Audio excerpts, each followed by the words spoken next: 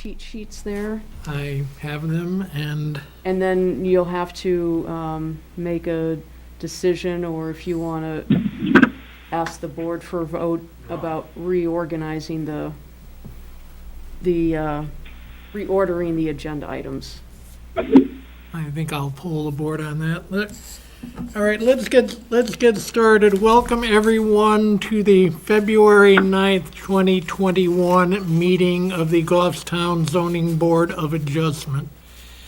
I'm going to read the rules of the road for tonight. As chairman of the Goffstown Zoning Board, due to the COVID-19 outbreak and in accordance with Governor Sununu's Emergency Order Number 12 pursuant to Executive Order 2020-04, this board is authorized to meet electronically. Please note there is no physical location to observe and listen contemporaneously to the meeting, which was authorized pursuant to the Governor's emergency order. However, in accordance with the emergency order, this is to confirm that we are A, providing public access to the meeting by telephone, with additional access possibilities by video or other electronic means. The ZBA is utilizing a telephone conference line for this electronic meeting. The public has access to contemporaneously listen and, if necessary, participate in this meeting through dialing the following number: 603-766-5646 and using the participant code 785645 followed by the pound sign. Providing public notice of the necessary information for accessing the meeting. The town previously gave notice to the public of how to access this meeting using the available telephone number with the posted agenda. We provided a mechanism for the public to alert the public body during the meeting if there are problems with access. If anybody has a problem with telephone access, please call 603-660-5000. The meeting will be adjourned if the public is unable to access the meeting. In the event the public is unable to access the meeting, we will adjourn and have it rescheduled at that time. All votes taken during this meeting will be done by roll call vote.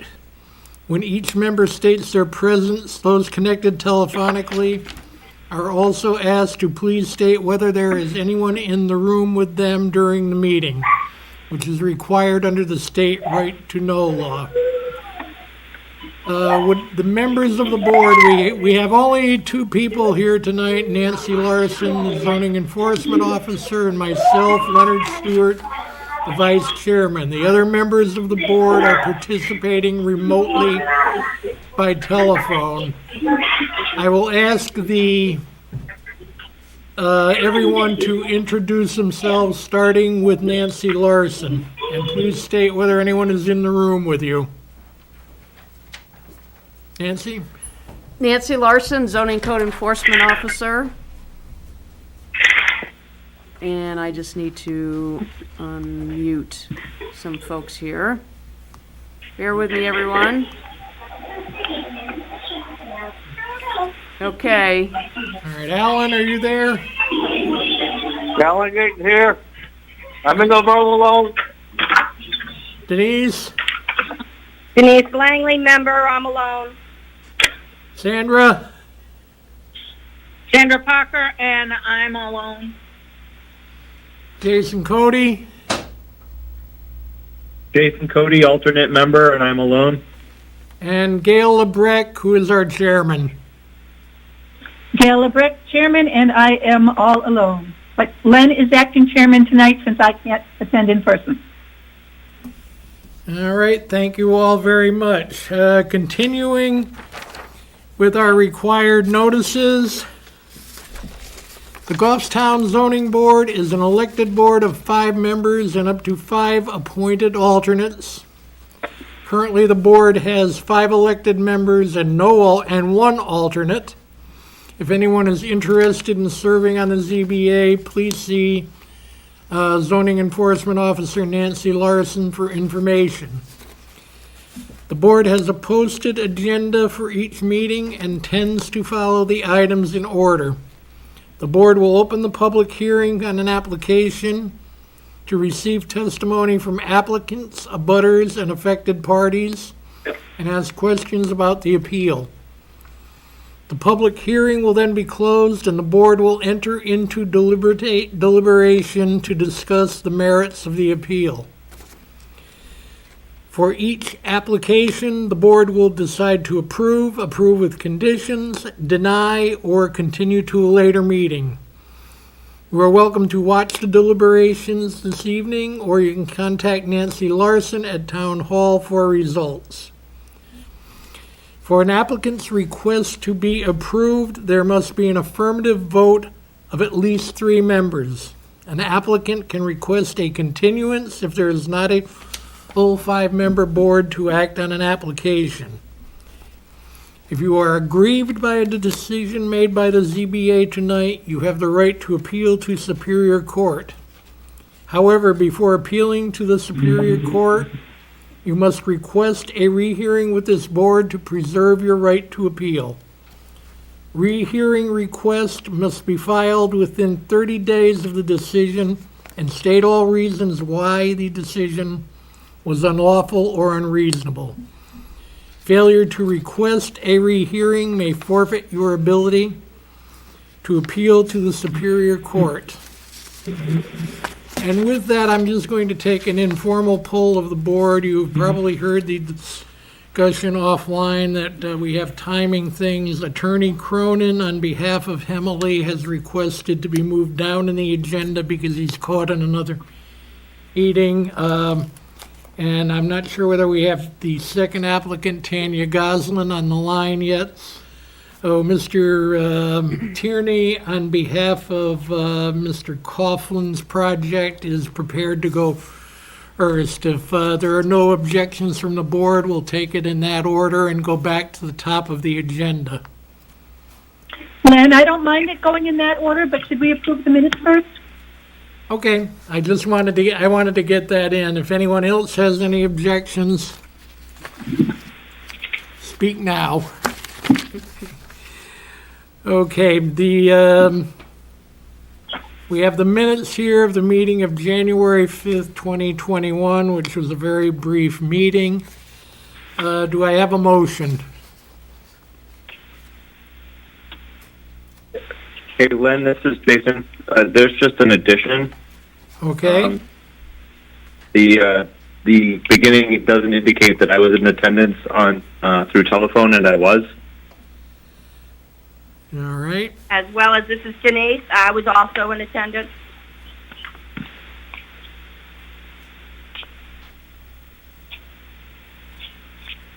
All right. Any other additions or corrections?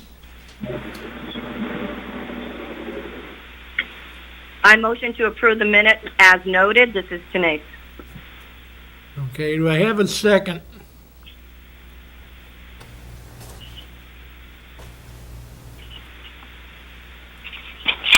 All right. I will second. I'll second. Oh, all right. Thank you. Thank you, Gail. I'll cede to you on that. All right, I'm going to go down the list. All our votes are by roll call. Gail LeBrecq, Yes. Yes. Alan Eaton, Alan, Alan, can you hear Len? Yes. okay, that's a yes vote on the minutes. Thank you. Denise, Yes. Sandra, Here. I'm looking for a vote, yea or nay, on acceptance of the minutes. Yes. Oh, I'm sorry, yes, acceptance of the amendments. All right. Thank you. That does it on the minutes.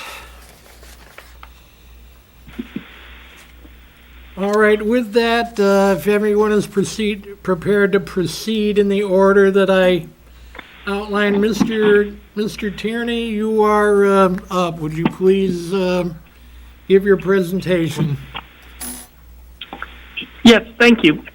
Michael Tierney, I'm here on behalf of the Woodland Trust, who is the applicant and is asking the board for an extension of the special exception that was initially granted for multifamily housing in the Residential 1 district.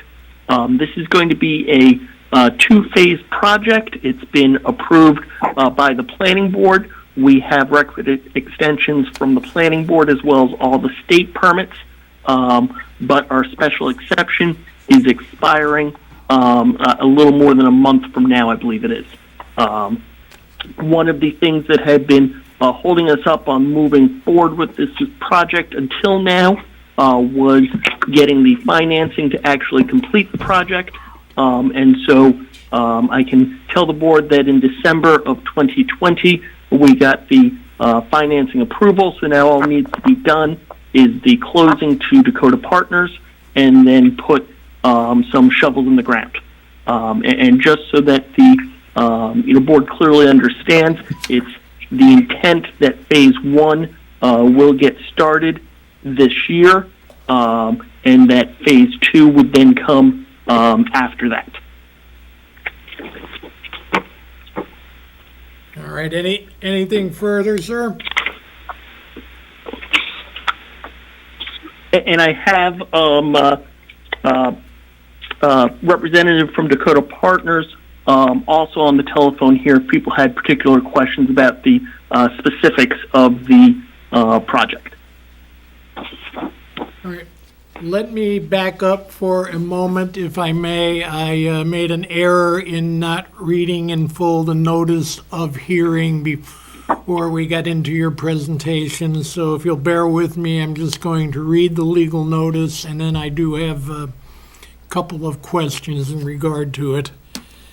On this application, James E.M. Coughlin Jr., trustee of Woodland Trust, applicant, and Placid Woods, owner, seeking a time extension for a special exception initially granted on February 2nd, 2010 to allow multifamily housing on a lot in a Residential 1 district. The project consists of subdividing the existing 68.23 acre lot into 2 lots and constructing 76 attached townhome style units in multiple buildings on a 37.11 acre lot with frontage on Bodden Road.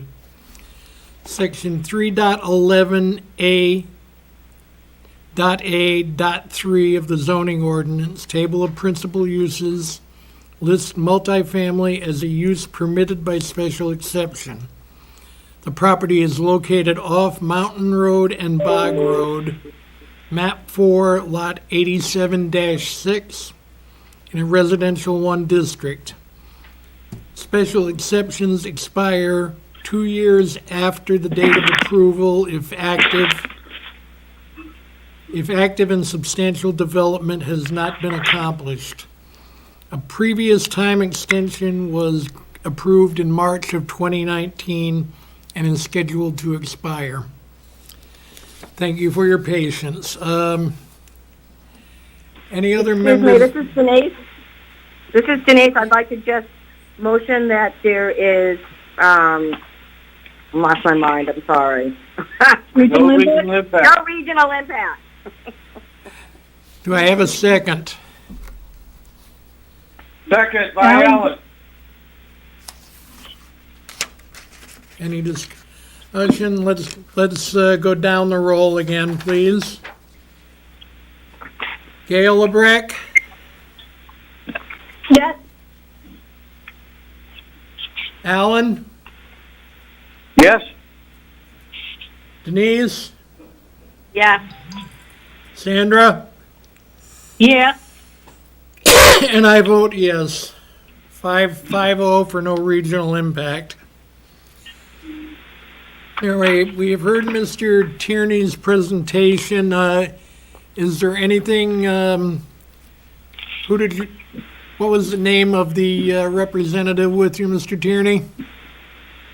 Eric Kozarski with Dakota Partners.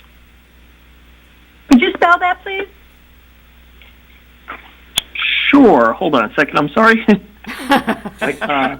Michael, I can spell that if you'd like. Good evening. It's Eric Kozarski with Dakota Partners.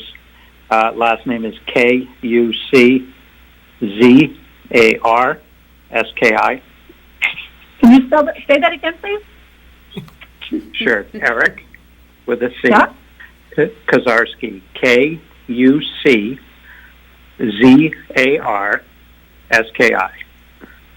Development Director Okay. with Dakota Partners. Thank you.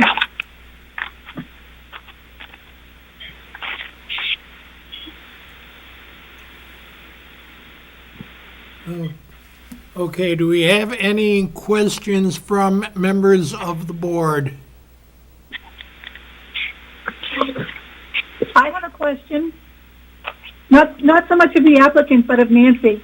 Yes, Gail. Has anything in the zoning ordinance changed since the last time we granted an extension? No, Okay, thank you. you're welcome. Hey, Len, this is Jason. I have a question for Nancy, too. All right, go ahead. If I recall this right, the master plan has changed since then, correct? The master plan is going through an update now. It hasn't, the master plan update hasn't been adopted yet.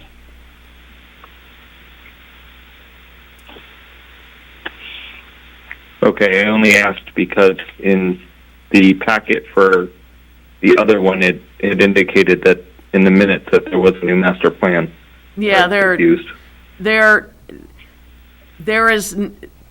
is not, as far as I am aware. The Regional Planning Commission is driving that update, and I know the Planning Board had several meetings with the Regional Planning Commission, but to the best of my knowledge, it has not yet been adopted by the Planning Board. And I would be surprised if it had been already, because they were really at the beginning phases just a couple of months ago. Okay, thank you. You're welcome.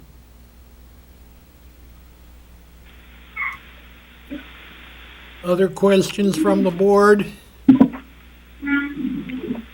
Actually, I'm sorry, I have one more. Has there been has there been any new changes, or when the last traffic assessment was done for this? Sorry, I wrote. I don't have that information in front of me, but I can tell you that it went before the planning board. Mr. Coughlin went before the planning board for an extension of time last year, and I have it in my staff report, so just bear with me here.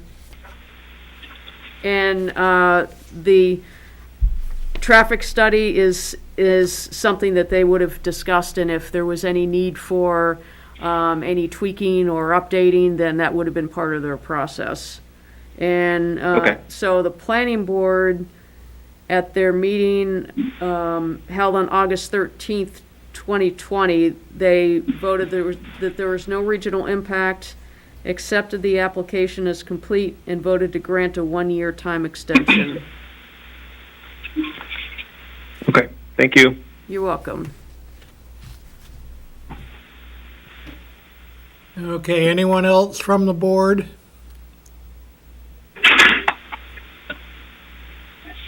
Yes, it's Alan here. Go ahead, Alan. I noticed in reading the application, are they looking for an extension for a year or 2 years, or just until the August 10th, coinciding with the planning board? I believe it was requested 6 months. Uh, I thought That I is read that correct. someplace, 6 months. Mr. Tierney, are you able to answer that? Yes, that is correct. The request was for 6 months. We should be beginning active and substantial construction on phase 1 within 6 months. Okay, thank you. Right, and that, Mr. Tierney, was also my question for you. We've been through so many extensions on this project. This is the year that we actually really get work done on it. We were told in 2019 that work was set to begin that year. I would be disinclined for any further extensions beyond this if work doesn't begin. Are you Understood. really ready to go this time? Yes.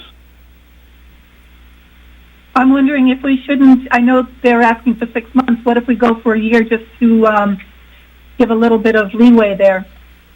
Because in construction, Yeah, things always go wrong. This is Denise Awesome. Gale, and I agree with that.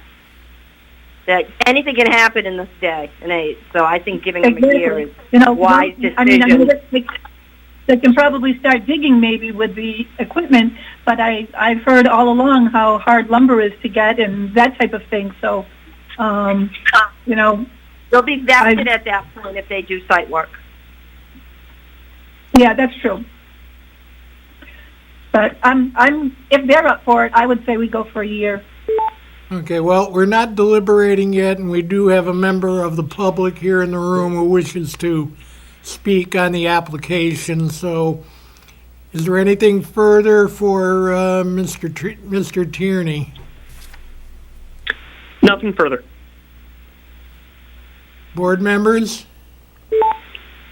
No questions on my part.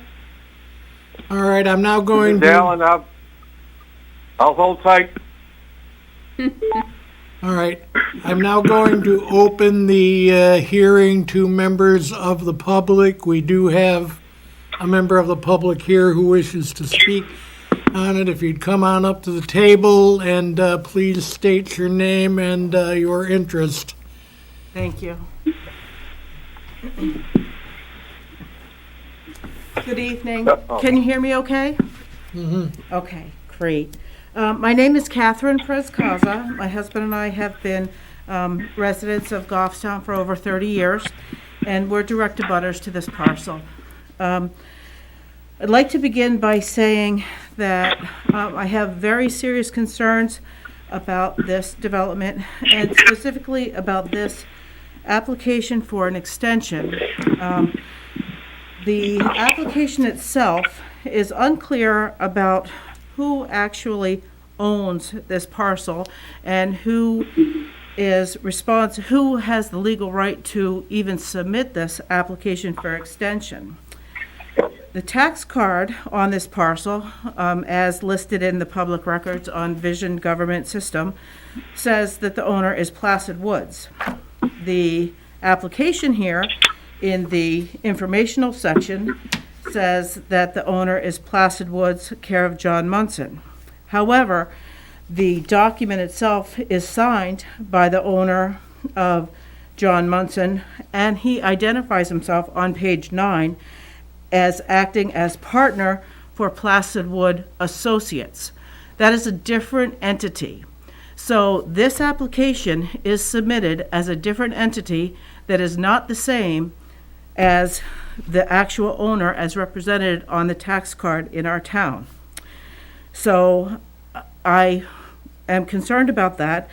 Furthermore, I went to the deed, and the deed for this exact parcel is listed as the owner being Placid Woods 3.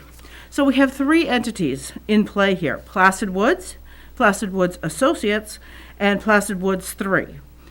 Now, none of them line up with each other. So for the board to take any decision, or even, frankly, have any deliberation about this, would be out of order and would be incorrect. So I respectfully request, for the town's benefit and the applicant's benefit and the abutters' benefit, that we continue this meeting until this application can be put in order to the correct applicant, because right now it is not correct. They conflict, frankly, they conflict with each other. The person who signed this as the owner is representing a company called Placid Woods Associates, which is not the same as Placid Woods. And if you decide to go further with this meeting, I have additional comments, and I'd like to reserve those for that time. All right, thank you. Board members, any questions for Ms. Prescaza? We just unmute everybody. There was a lot of background noise, so I just muted everyone, so bear with me, folks.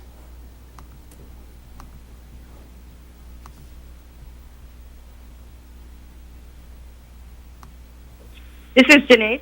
Okay, that's everybody. Go ahead. Maybe we can let the applicant comment on that? Sure. So Michael Tierney here. The applicant is the Woodland Trust together with Placid Woods. Mr. Munson's authorization for us to go forward is included in the application. Whether Mr. Munson had signed Placid Woods this or Placid Woods that makes no difference. This is the same Placid Woods that is the owner and has been applying these several years for the permits for this development. This is not anything different than the same Placid Woods that's been the case all along. Thank you. Thank you. Anything else from the board? Hey, Lynn, this is Jason. Go ahead, Jason. The person from the public here, I thought I heard her say that she had more information. My question for you is, once we close this, she wouldn't have the opportunity to bring that up again, right? I wasn't going to close it. I was going to ask her for her additional comments when we went around the board again. Awesome. I just wanted to make sure she didn't get no chance to say any further. That's all. Thank you. Understood. Thank you. All right, and with that, Ms. Prescaza? Okay, so seeing that the board has decided to move forward, I'd like to talk about this request for an extension. Is a request for an extension of a special exception. As you know, a special exception is something different than is permitted in the planning and zoning ordinances as a right. And the document has to, the application has to document why it's good for the community and why there won't be a negative response to the development on that particular parcel. And part of the conversation this evening was whether there has been any changes to the zoning ordinances. And the answer was one-sided related to the zoning ordinances, but there has been changes to the land itself and to the parcel itself, specifically as it relates to the tributary area of the wetlands that are a giant portion of this site. The tributary areas for this parcel come off of Mount Onkanunick and come down through Lesnick Road, Checkerberry Lane, Evergreen Drive, and drain onto the bottom of this parcel. Along the north side, there's a continuous wetland that is significant, and it has been a topic of conversation. In the 10 years since this original application was approved, there has been significant upland building on this tributary area for drainage. And we have seen that culverts have had to be redone, and drainage lines have had to be redone, and trees have come down because of the saturation of water that has come along that tributary area. Now, the wetland study that was done and the study of the tributary areas is of the original vintage 10 years ago, before those houses were done, before those channels were cut and recut and silt has come into play. There's a lot of changes that have happened in these 10 years. It's significant, and it affects all of those neighbors that are in that neighborhood. And talking about the neighbors, part of the original groundwork of this presentation, this submittal, was that it would be in keeping and concert with the neighbors, with the neighborhoods, and would not be detrimental. Well, this was originally presented to the planning board, as a condominium development, a condominium. And it was talked about historically as being a first-time homeowner property, and that these were going to be condominiums, which were implied to be owner-occupied. Now, through these changes, massaged through the years, what we have in front of us now is something very different than that. It's a rental development. And according to public record and public information, I was able to get a description of what this applicant is proposing for this. And phase one, as Attorney Tierney spoke of, and I'm going to hand one of these to Nancy and to Led up here too, so that you can see. Yep. The project description, I want to read it into the record. The proposed development is the new construction of 42 units of general occupancy rental housing located in Goffstown. This will be the first of 2 phases of the Woodland Village development, which will have 74 units overall when complete, which, by the way, as a side note, is different than the 76 units that they have the application for. So these are not the same. Woodland Village, the document continues, Woodland Village Phase 1 will consist of 7 buildings with 5 one-bedroom units and 37 two-bedroom units. The project will include 5 units reserved for households with income at or below 30% of the area median income, which is known as AMI. 30% of AMI for a single person here in Goffstown, that is, according to the HUD rental assistance document, is that means that person can have a maximum income of $23,500. So this is not just a residential project that was condominiums. It has changed to a low-income and ultra-low-income development, where the person who lives in a single unit can only make $23,000 and change. So that's 5 units. 6 units are reserved for households with incomes at or below 50% of AMI, which is, according to the chart, $38,850. And 20 of the units are reserved for households with incomes at or below 60% of AMI. 11 units, only 11, will be market rate. Of the affordable units, 6 will be designated as home units, and 4 units will be set aside for individuals with severe mental illness under Section 811 PRA program. The document goes on to say the town granted site plan approval in 2009. The planning board has extended the site plan approval multiple times. The current extension is valid until 2021. The developer intends to obtain passive house certification.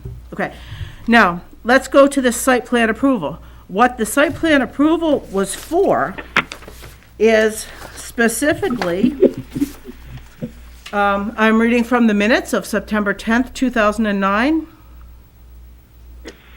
It is for applicant for proposal to build 92 townhouse-style condominium units totaling 13 buildings on the newly created 87-6 Mountain Road, Bog, continued from August 2019. So that's 92 units of condominiums. And now this proposal before us today is 40 and then 74 total rental units at ultra-low income and mentally ill housing. This is a significant bait and switch in terms of all of the documentation that we have given as abutters to how this may affect our neighborhood and our municipal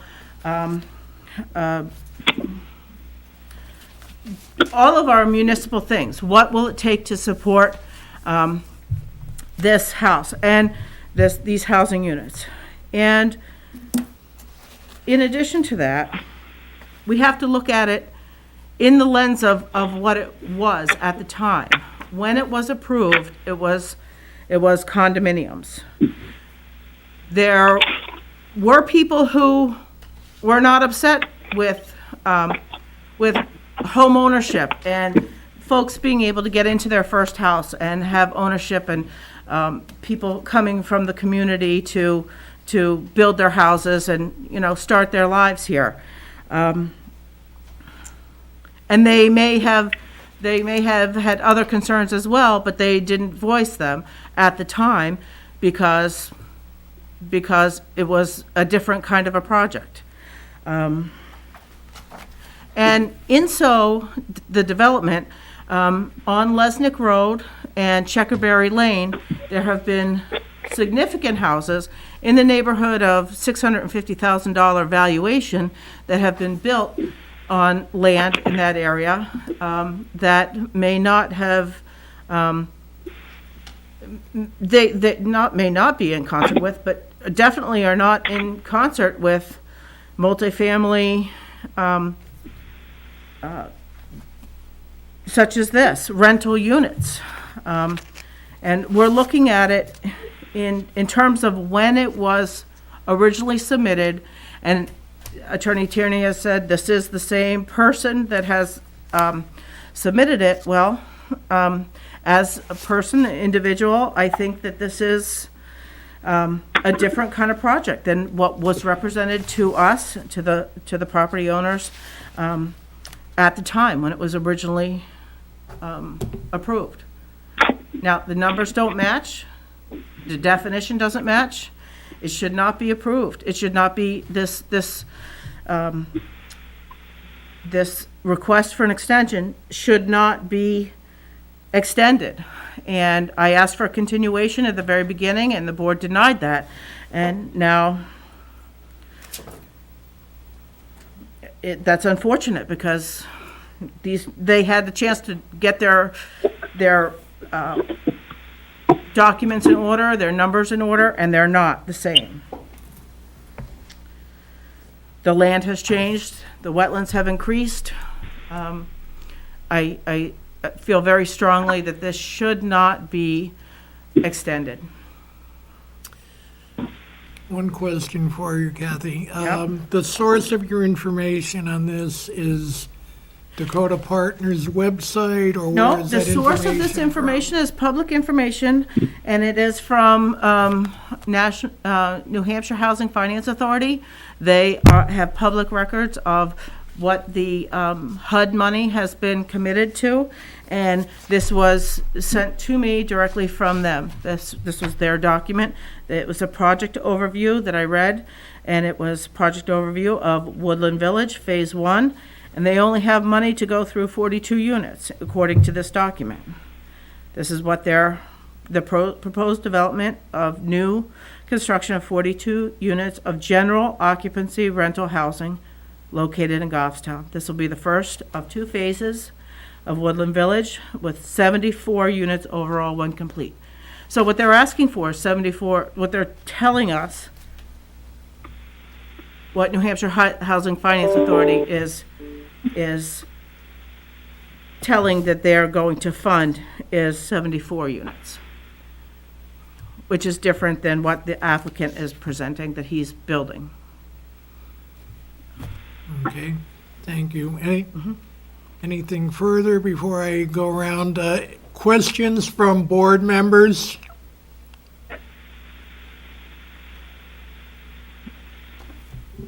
I don't have Anyone? any questions.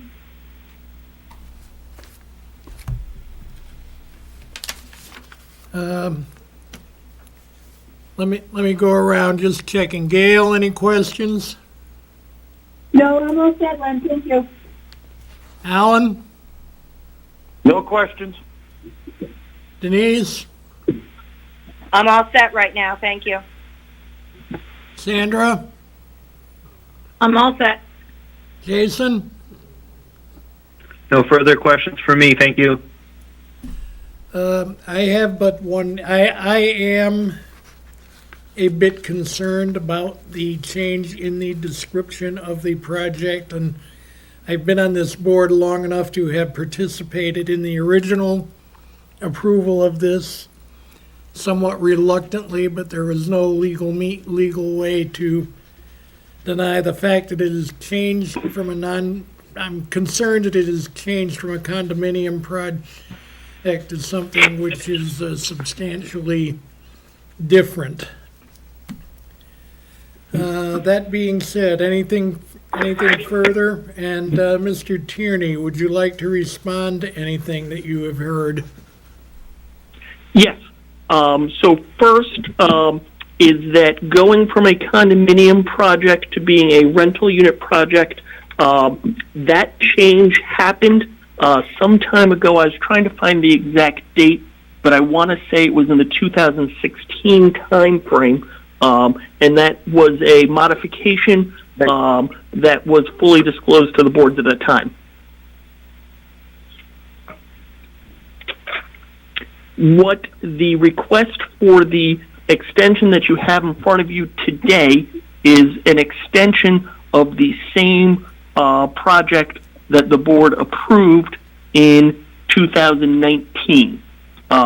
There is apparently a typo to the extent there was mention of 76 units.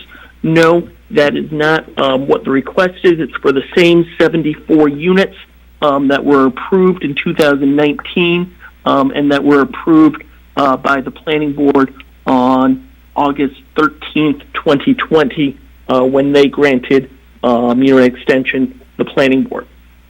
The abutters' concerns about the condominium to rental have been made before, most recently at the planning board. She also, I believe, raised concerns about the tributary area, to the planning board back in 2020.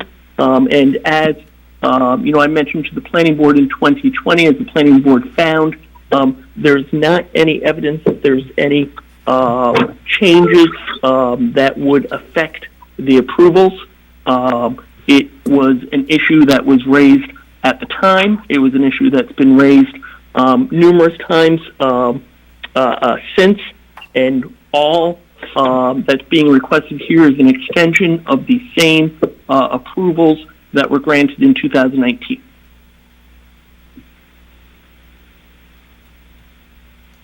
All right, thank you. Hey, Board? Lynn. Denise, I have a question. Go ahead, Denise.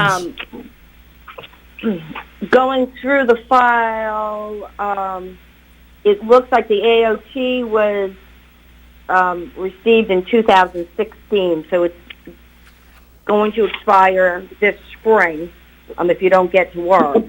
So it's only 5 years old, is that correct? Correct. Thank you. Hey, Len, this is Jason. I did come up with one more question. Go ahead, The Jason. facts and circumstances section here, which is I think it's starting on page 6 of the packet that Nancy sent. Is this from the original report in 2009?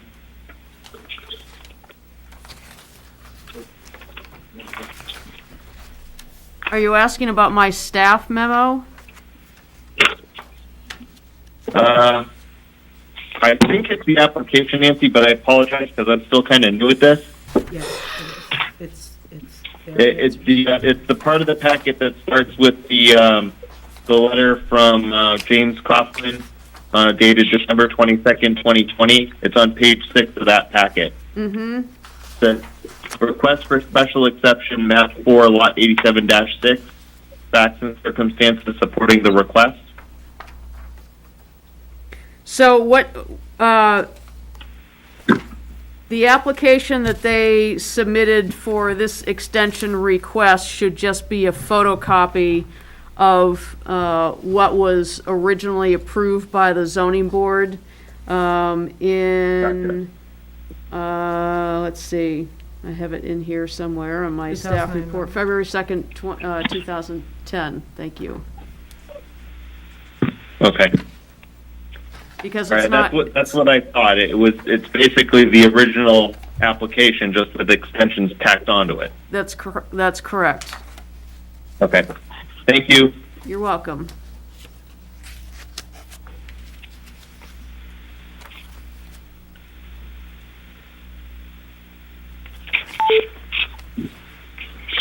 Okay, if there's anything further, Ms. Prescaza, anything further?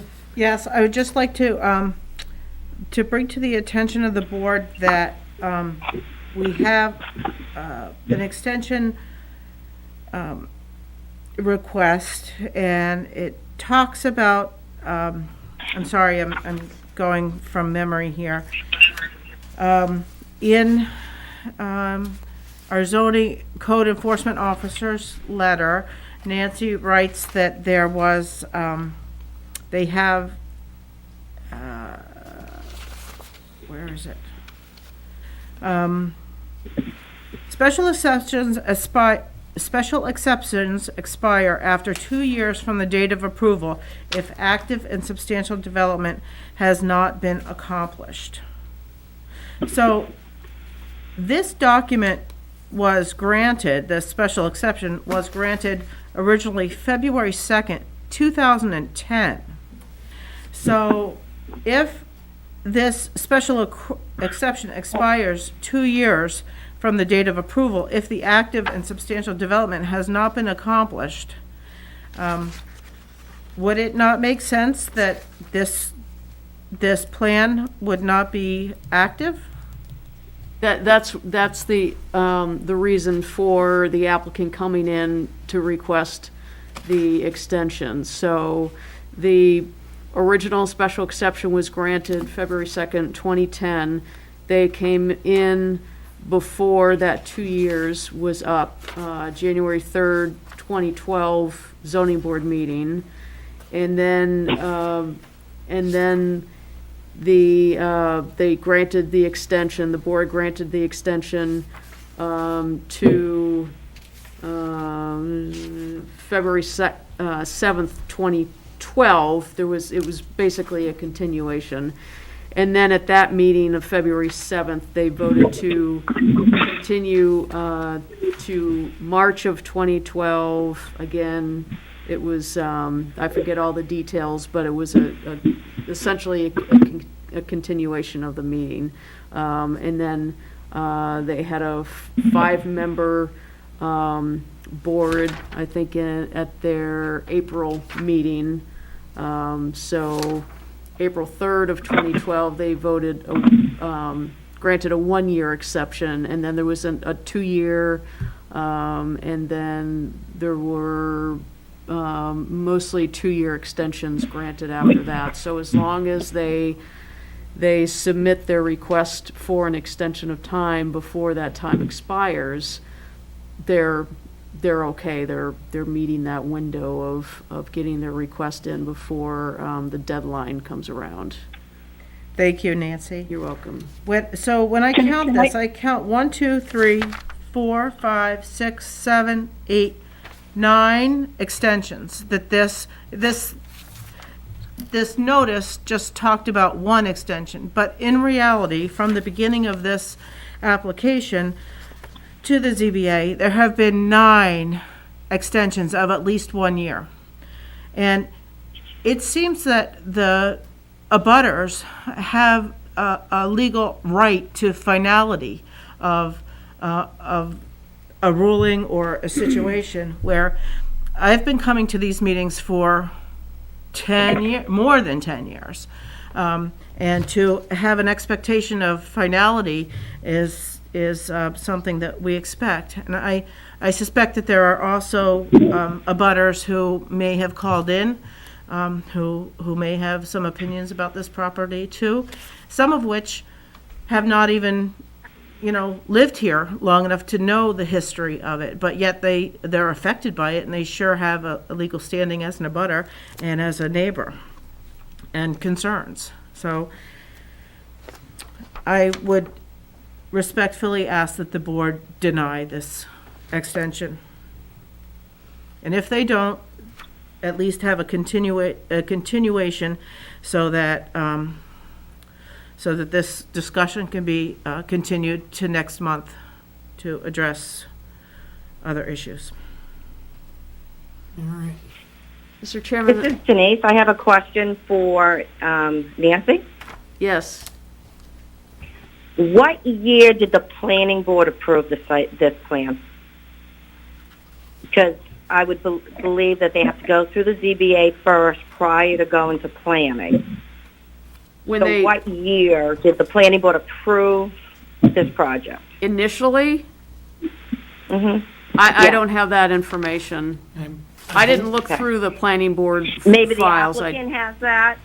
I can, what's important, oops, thank you. Catherine gave me some minutes from the September 10th, 2009 Planning Board meeting.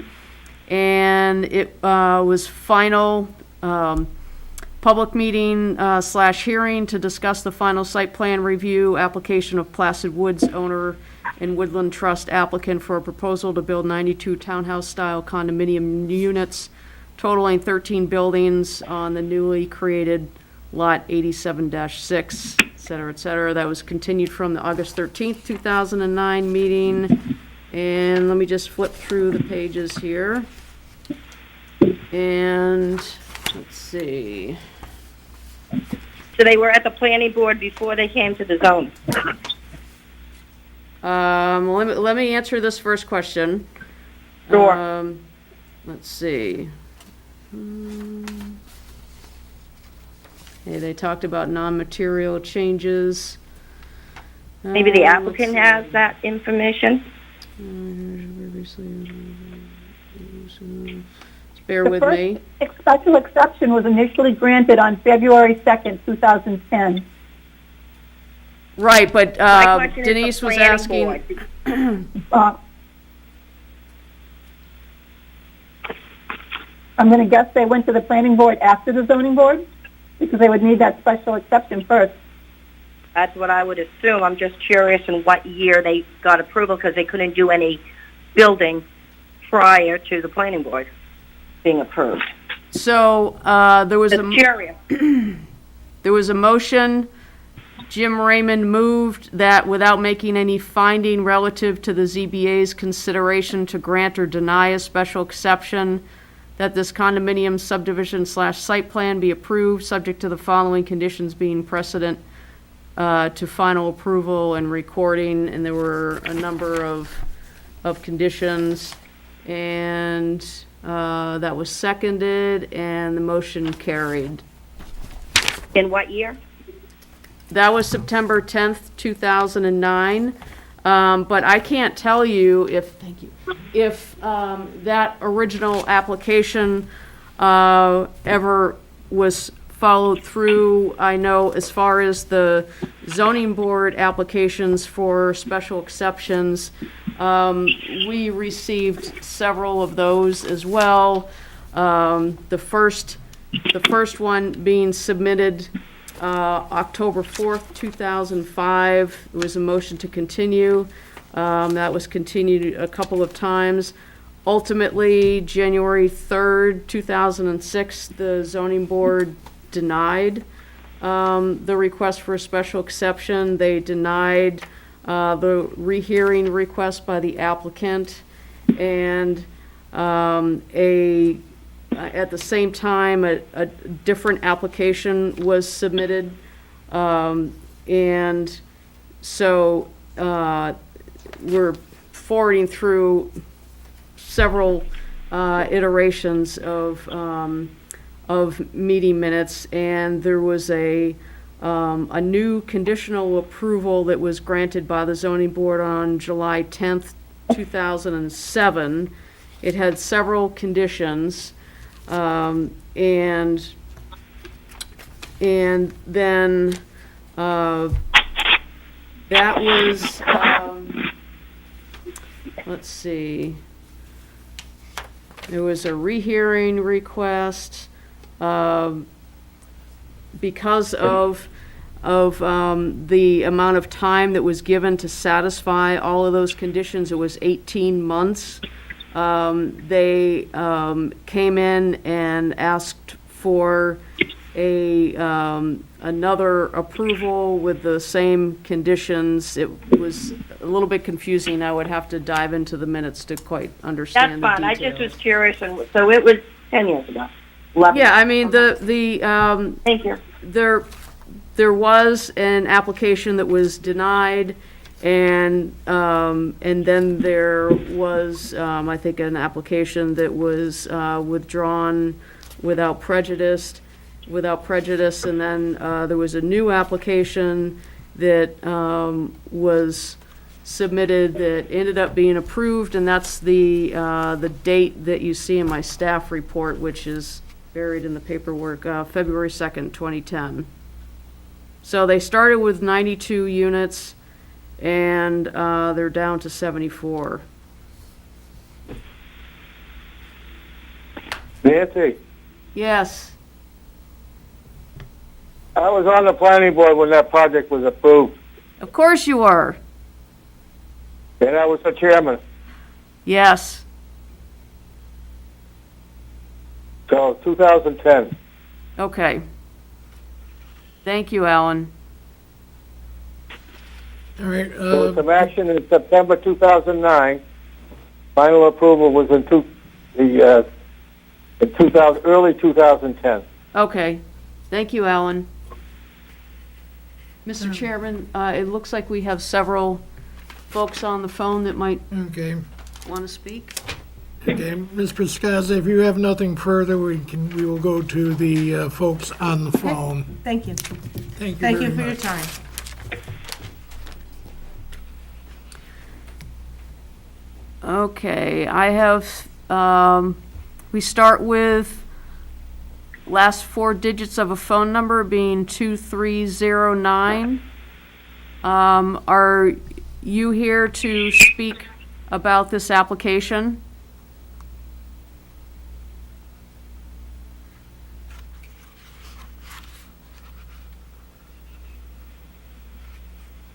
Can you hear me? Phone number ending with 2309. Okay, we'll go on to the next person. We have a phone number ending with 7928. Can you hear me? Okay, let's see. Maybe it's operator error. Do we have anything to say? Hold on here. Okay, I'm sorry, who is this speaking now? Caitlin Space. Okay. Are you on the phone for the Coughlin Placid Woods application? Yes, we are. My husband and I are both sitting here listening in. Could you spell your last name, please? Yes, Space. Okay, that's what I thought, but I wanted to make sure I heard it right. No worries. Thank you. And are you in a butter to the project? Sorry, say that again? Are you in a butter to this project? So we live on Pleasant Street, 32 Pleasant Street to be exact, so we're not far from the location of the site. We bought our house in December of 2019 and are kind of joining in late to finding out all of this and figuring out what's going on. One of our neighbors brought it to our attention recently, and we have lots of concerns because, as the previous abutter had talked about, drainage is a major issue in this area. Our basement pretty much floods regularly. Our neighbor's floods worse than ours does. And from what I understand, because we weren't here previously, it's only been worse since they repaved this road. I'm worried that if we're adding more buildings and more site work to an area that already has issues with wetlands, what's the effect going to be on the rest of us?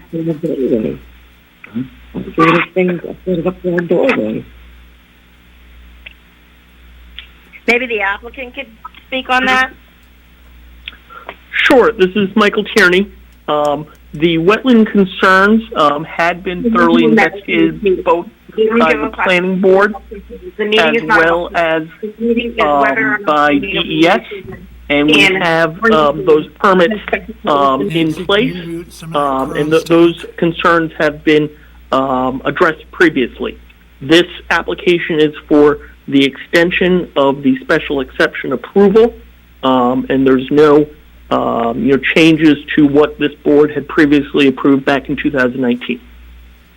I understand that. My concern is how many new people have moved to this area that have absolutely no clue that this is happening and have no knowledge to even argue against it because they don't know what's going on. If this has been going on for 10, almost 11 years now, how many residents are actually affected that aren't aware of this?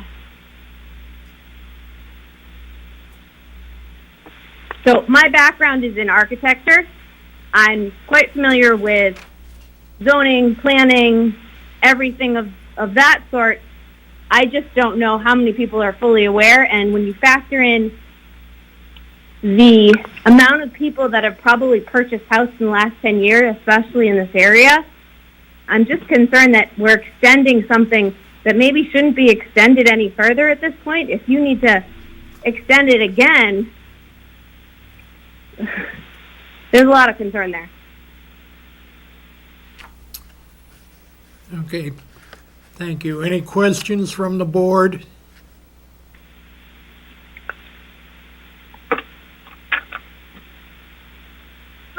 Alan here, no. Gail here, I have no questions. All right, hearing nothing. Pam here, I have no questions. Thank you. There may be some Jason others. here, I have No none. further questions. All right, Ms. Stace, do you have anything further? They don't live near the center. Are you in Ingolstadt now? Some of them live in Boston, some of them like. All right, Folks on the phone, if you can hear me, if you wish to speak, you press *9 on your phone, and that is supposed to indicate to me that you're essentially raising your hand. So forgive me, I'm not exactly sure what that looks like, but I'm going to go with my gut here. I have one caller with the last 4 digits of their phone number, 6733. Would you like to speak on this application? Yes, I would. Okay. hey, please identify yourself. My name is Amanda Turner. I'm here with my husband, and we are an abutter to the property. Go ahead. We didn't really know much when we bought our property a couple years ago about it. We just knew that that the project was in the works or trying to be approved, is what we had originally thought. When we bought our property, we have all the woods and the wetlands right behind us and all of the animals. Has there been any kind of research done on how it's going to impact the wildlife back here? That, this is Nancy, I'm zoning code enforcement officer. I have not attended the planning board meetings, so I'm only speaking as a former planner in other communities, so I can tell you that those types of issues are usually brought up at planning board meetings. And as far as specific resources, flora and fauna, it's not something that I believe the zoning board has discussed as part of the special exception criteria. But if there are some members out there that would like to correct me, I'm turn the light back on and leave it on. I'd like you, This is Nancy. Denise. I would think that's the purview of the planning board, not the zoning board. And I would agree with Denise. Thank you, Denise. Okay. So does this doesn't go back to the planning board though? It would be the zoning board that's just kind of deciding whether this project is continuing or not at this point? The planning board, reviewed an extension request that was submitted to them separately, relating to their approval of the site plan. And they acted on that last year at their meeting that was held on August 13th of 2020. And they granted a 1-year time extension. So that would be up August 13th, give or take a couple of days of this year, 2021. Okay. Yeah, I guess I just have concerns about how it's going to affect what's going on, like in the wetlands itself and the wildlife. There's so much back there that having, a giant condominium area, or however you want to word it, being placed back there is going to certainly, I feel like, disrupt all of that. Mm-hmm. There's so many things that we have to abide by just because we're right up against the wetland itself that it just seems. I have concerns that building an entire 74-unit place isn't going to disrupt that at all. So I guess that's all I really have to say. Thank you very much. Do we have anyone else on the phone, Nancy? We have, excuse me, we have another caller. It's shown up as anonymous. I'm not sure if just one moment, please. My computer's acting funny. I'm guessing it may be a caller from a cell phone. I apologize. There isn't any identifying information, so if there's someone out there that wants to just holler into their phone and let us know that they would like to speak, then I'll know which one you are because you'll light up on my computer. Hi. Can you hear me? Okay, hold on just a second. Go ahead, speak again, and I can. Oh, sorry. Can you hear me okay? Yes. Yes, we can hear you just fine. Okay, great. Sorry, I was caller ending 2309, but I didn't know about the star 9, so I apologize for that confusion. That's okay. But my name is Rachel, and I'm calling just as a concerned abutter and a proud resident of Goffstown. Rachel, could I please give your full name for the record? Sorry, Rachel Lindley, Lindley. Thank you.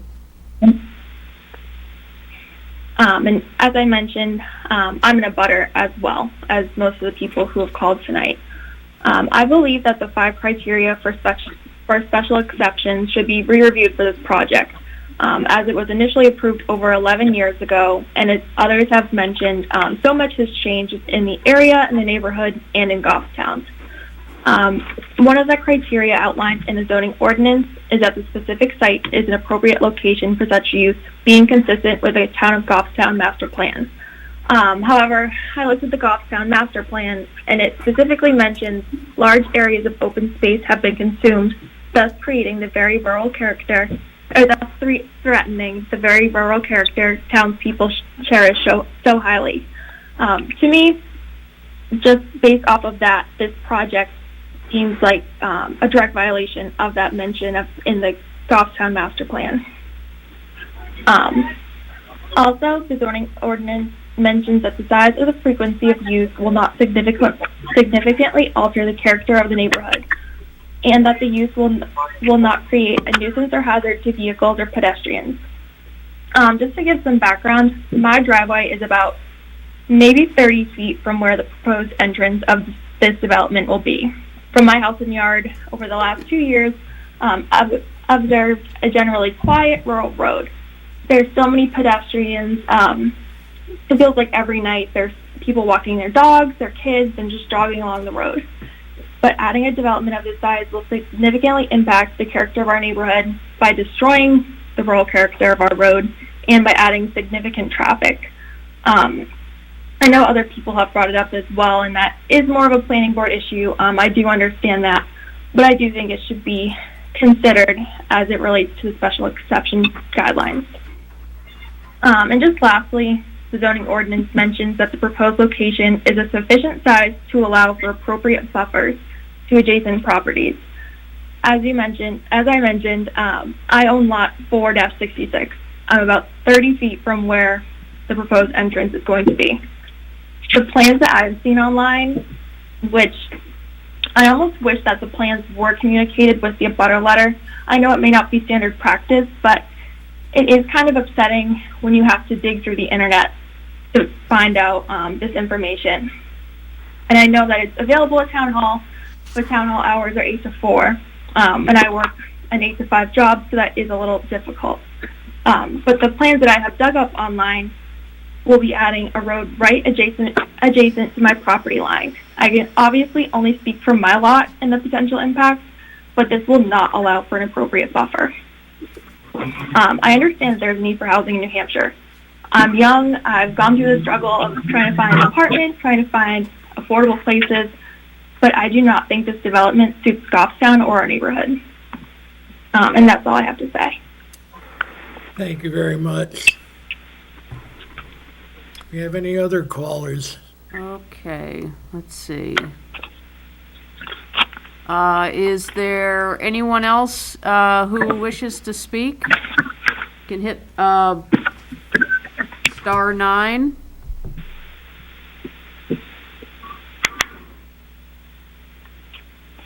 I have a phone number here ending with 5711. Would you like to speak on this project? Yes. Okay, go ahead. And could you state your name and address for the record, please? Sure. My name is Yulia Obukhov, Obukhov, and I live at 47 West Union Street, which is about, I'd say, 1,000 feet or so from the proposed property. And I just wanted for the record. Sure. Yulia Obukhov. Okay, thank you. I just, for the record, wanted to agree with a lot of other callers calling in about wanting to reconsider the original special permission, or an extension at this point. Well, an extension. I feel like a lot of things have changed. I've been in Goffstown for the past 20 years. Over the past 2-3 years, I've noticed the foot traffic on my road increase significantly. People walking their dogs, people walking their kids, and I'm not sure that the original proposal considered the foot traffic with no sidewalks on several roads in the area in their plans. That's pretty much all I wanted to add. Thank you very much. Let's see. Is there anyone else that wishes to speak about this application, the Placid Woods application? Want to make sure that I am not missing anyone here. Let's see. All right, we have a phone number ending with 6952. Ms. Larson, this is John Cronin. I don't wish to hi, speak John. on this case. Okay. Hi, Nancy. Thank you. I'm not looking at my cheat sheet, so I apologize. Okay, maybe I should do that. Hold on just one second. Problem. And there are some names here that I probably don't have. There's another phone number ending in 3027. This is Mark Palat. I'm with Dakota. I don't need to speak. Thank you. Okay, thank you. And let's see. We have a caller with the last four digits 9485. Have we heard from you yet? Are you here to speak on about the Coughlin application? I'm just observing, but I'm not in a butter. My name is Teresa Reinhardt, but I am opposed to the development. Can you give your address for the record? Yes, 24 Westwood Drive. Okay, thank you. Mm-hmm. Okay. Let's see. And we have a wireless caller, last four digits 7422, and I apologize, folks, if I've already called on you.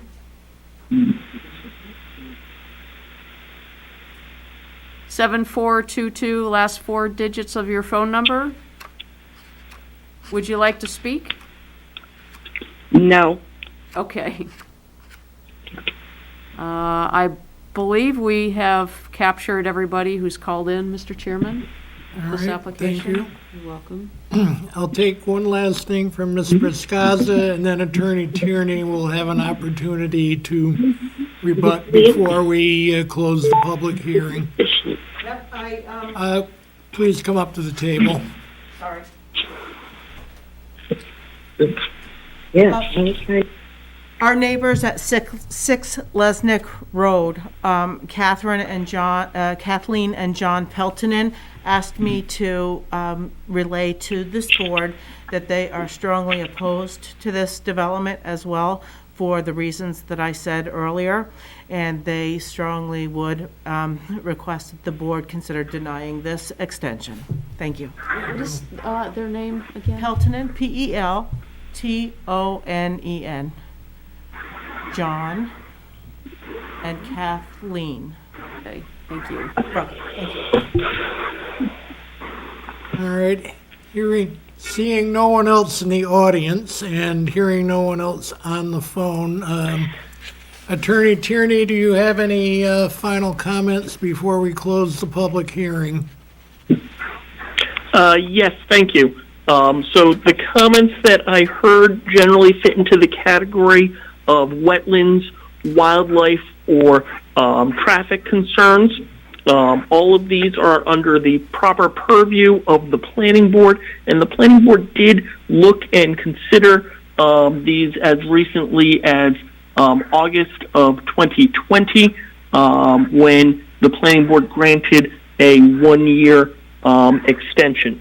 I don't believe we have any evidence that these concerns are any different than what was previously raised at previous hearings. I don't think there's any changes of a substantial nature that would require this board to deny the extension. I think that the evidence is the same as it was previously, and the board should grant the 6-month extension as requested.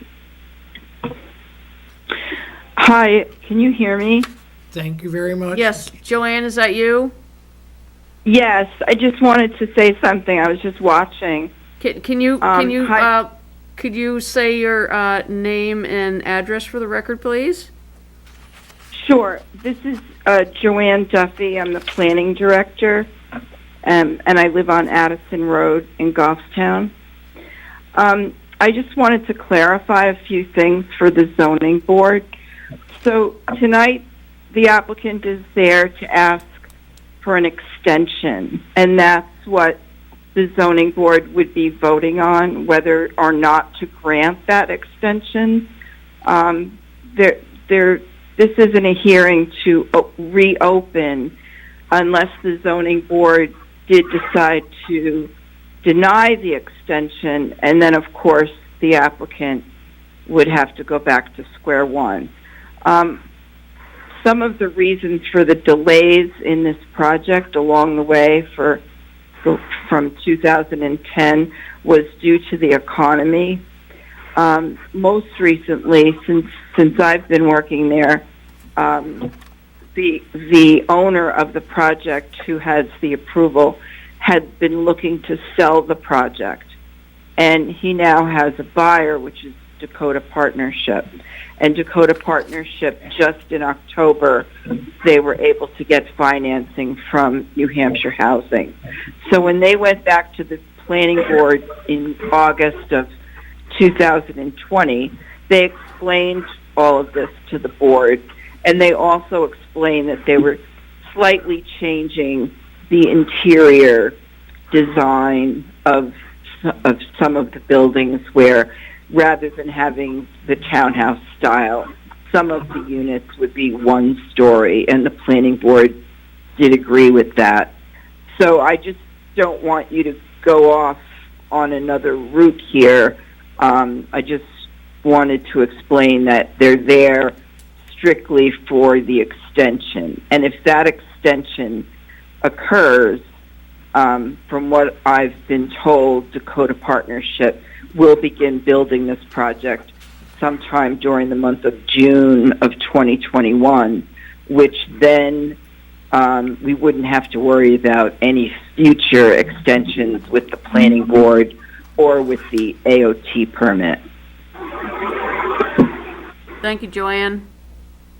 Thank you. Okay, if we have anything further, Attorney Tierney or anyone, before I close the public hearing?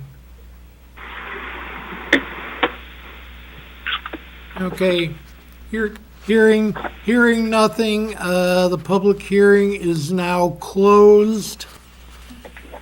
Board members, what do you have to say?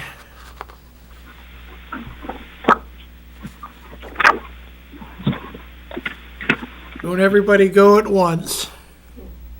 Are you ready for a motion? I'll entertain a motion. No, go ahead, Len, this is Jason. Can you guys hear me? Yeah.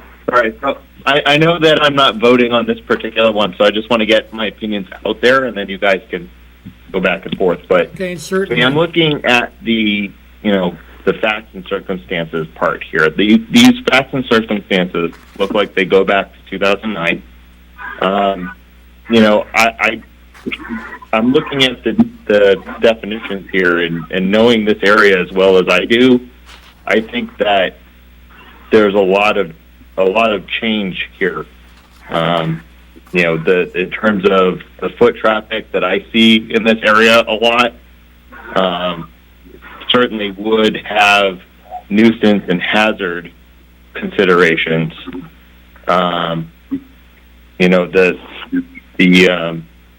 So I think that's something that we should probably consider, that, the risk of taking time to act on something means that things change. And I think that the board should probably reconsider the facts and circumstances according to what it is now as opposed to what it was in 2009.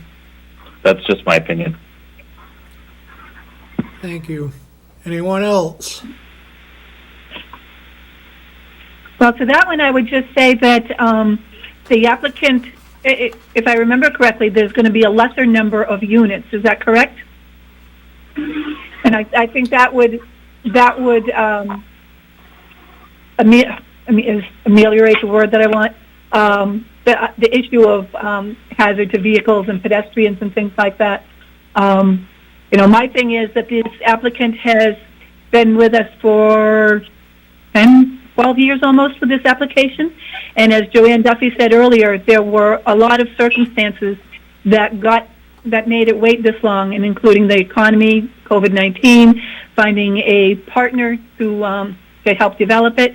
And I think he's done his due diligence all these years, and that I think it still meets the criteria that we approved back 2 years ago, and the zoning ordinance hasn't changed, so I don't think there's a reason or a need to extend, to deny this application at this time. Hi, this is Denise. I agree with Gail. I remember this coming up 2 years ago, and I don't believe things have changed. Speaking to some of the abutters' concerns, one was about wetlands, and the AOT permit's going to be more than protect anybody, any of the abutters. They're not allowed to have more water leave that post-development than they are prior to any work done. It's a state law that people may not know. In getting an AOT permit is not the easiest thing to get. It's time-consuming. So I'm not concerned about that. It's residential. We need residential housing as far as the master plan goes. That's what I have to say.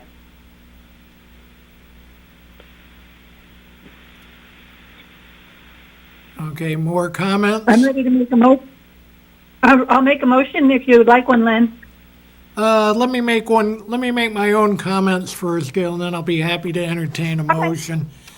I just think that Ms. Priscazza had a very good point, that I think that the abutters are entitled to some finality with a project that has been hanging around as long as this. As it was pointed out, this is an extension. This is not a hearing to relitigate the merits of the application. And for most of what I'm hearing of the abutters' concerns, I think are more properly the purview of the planning board and the site plan process than anything in the zoning law. We did approve it. I can't find in my own mind a reason to disapprove the extension. I would like to see it finally get built after all this. I'd be disinclined to go any further. The whole idea about putting 2-year development restrictions on variances and special exceptions is to get the project built, and this now has hung around for more than a decade. So, with that, that's all I have to say. I'm sympathetic, but I do think that, we need to approve the extension and see if it finally gets built this time. I'll entertain that motion now, Gail. Okay, I am going to make a motion to grant the time extension for a special exception initially granted on February 2nd, 2010, to allow multifamily housing on a lot in a residential 1 district. Okay. And I'm And how also long are going you to, extending it? I know they asked for 6 months, but I would like to make it for a year. I second that, Denise. Okay, made by Gail, seconded by Denise. Do we have any discussion? Mr. Chair, I'm sorry, did you close the public hearing? Yes, I did. Okay, thank you.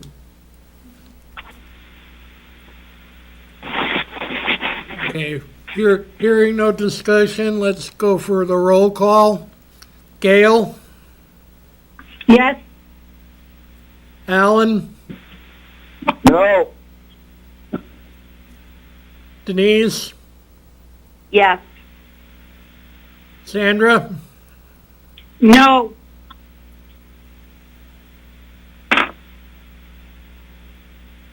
And I vote yes.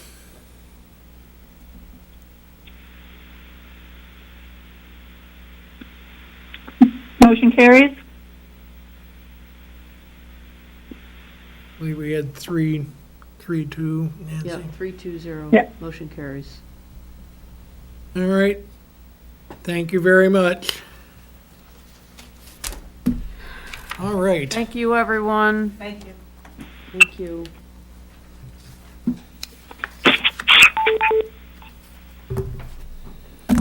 All right. Get my stuff organized here. Different pile.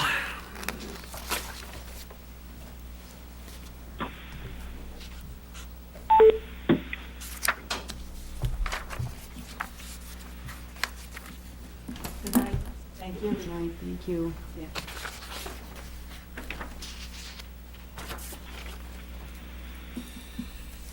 Okay, if everyone is ready. Attorney Cronin, are you prepared to go? I may have muted him, so hold on. Okay. I Attorney, believe they were going third, correct? And we got Tanya Goslin next. Tanya Goslin was originally second. What's the board's pleasure?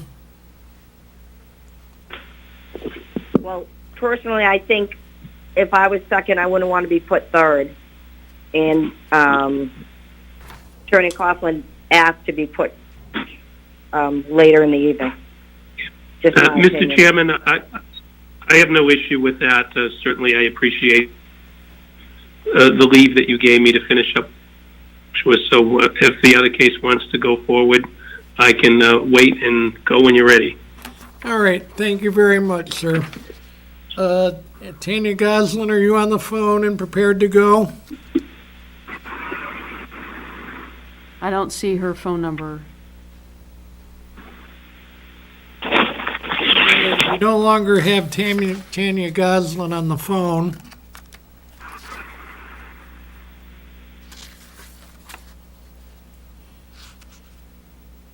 If she's not here, should we continue it till the next meeting?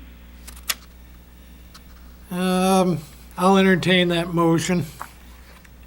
I'll make that motion. Absent the presence of the applicant to address her application, we'll continue this till the meeting of March. All right, very good. We'll go down the roll.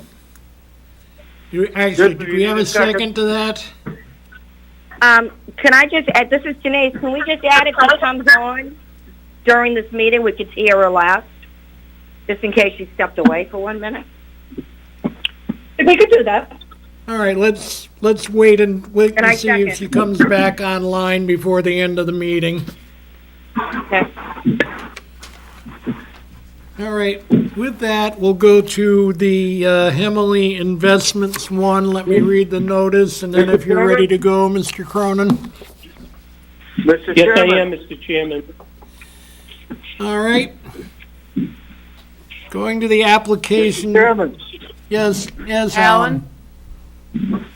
Yes, before we go back to this last case, on the one up at the Mountain Road, I'd like to request that the applicant at least provide a surveyed site plan so we can actually tell what the setbacks were and what's being proposed. This is Because Denise, I'd I make think a it's a motion good to- idea. Which Because I'd make a application motion are we deny it referring for lack to, of Alan? information. Tanya Goslin, 16 Incline. Ms. Goslin indicated she was able to find all 4 of her boundary monuments, but certainly if the board wishes to require a survey, then I'll reach out to her tomorrow if she doesn't appear this evening. And that will hopefully give her time to have it produced for I think it's the March 2nd meeting. I'll have to grab my phone. I believe It is March 2nd, I just checked. Yeah, okay, March 2nd, okay. It's March 2nd. All right, with that bit of business done, are we ready to get started on the next one, folks? This is Denise, I need Yeah. to recuse myself from this case, please. All right.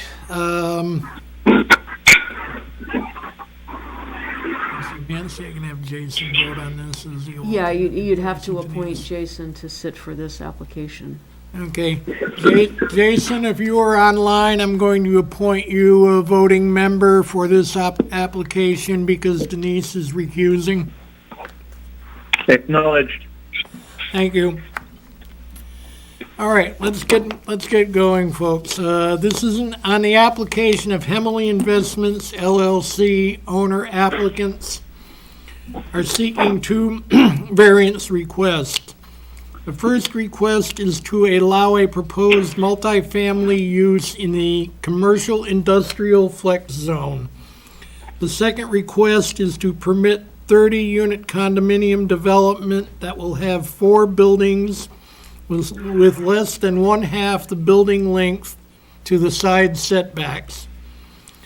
This concerns section 3.11A3 and section 4.4.1.3 of the Goffstown zoning ordinance. The properties are located at 134 Mast Road, map 5, lots 54 and 54-1, zoned commercial industrial flex. This has been continued from December 1 and January 5th ZBA meetings. Mr. Cronin, would you please present your case? Can I make a motion thank to you. find the application has no regional impact? I'll second it. Glenn? I'll second it. Okay. Okay. Thank you, Gail. All right, let's go No down the problem. roll. Let's go down the roll on regional impact. Gail, Yes. Alan, Yes. Denise, Jason, Yes. Sandra, Yeah. and I vote yes, 5-0. And with that out of the way, Mr. Cronin, the floor is yours. Thank you again, Mr. Chair, members of the board. My name is John Cronin. It's my privilege to represent the applicant here this evening. I know this case has been pending in a cycle for a bit, but we're happy to have the opportunity to present it this evening. The project that we're proposing here that was called out in the notice is a 30-unit townhouse project. There are 6 buildings located on 2 tax maps, have effectively lived as a single lot, but they are separate. One would be map 5, lot 54, and the other is map 5, lot 54-1. The separate parcel is a small sliver that sits between Mass Road and the rail trail. The sizable parcel sits at the back. Many years ago, this site was approved for a courthouse that the state elected not to go forward with that, and it's been idle since that time. The requests for relief that we're seeking are to allow the use as proposed, as well as some setback relief. Now, all of you are probably familiar with this parcel from your daily travels, but just to acquaint you a little bit with the locus and some of the surrounding issues that may be facts you want to consider relative to the setback variances. If you look at the north from the site, which is actually a little acclimated to the compass on the plan, but north would be out at Mast Road. You see the smaller segment of 54-1, and then the dashed lines being the rail trail. The development is set up, as you see, with a driveway, which is the historical driveway that's currently in use to serve the single-family home. It's important to note that that lane will not be for all unrestricted traffic. It will really be for right turn in and right turn out.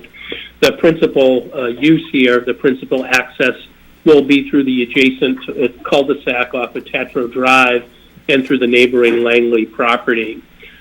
We recognize that the ordinance allows mixed use with the residential and other uses in this particular zone.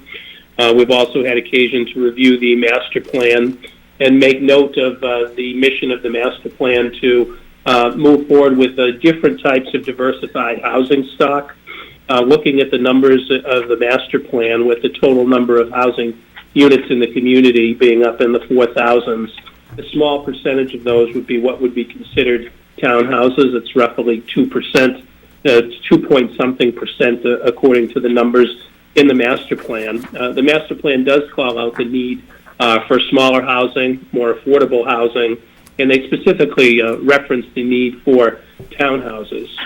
I was somewhat surprised as someone that's been doing this since the mid-'80s to look at the statistics in the master plan with respect to building permits for new housing. Surprised, frankly, to see the numbers in the last 10 years being approximately 275 units.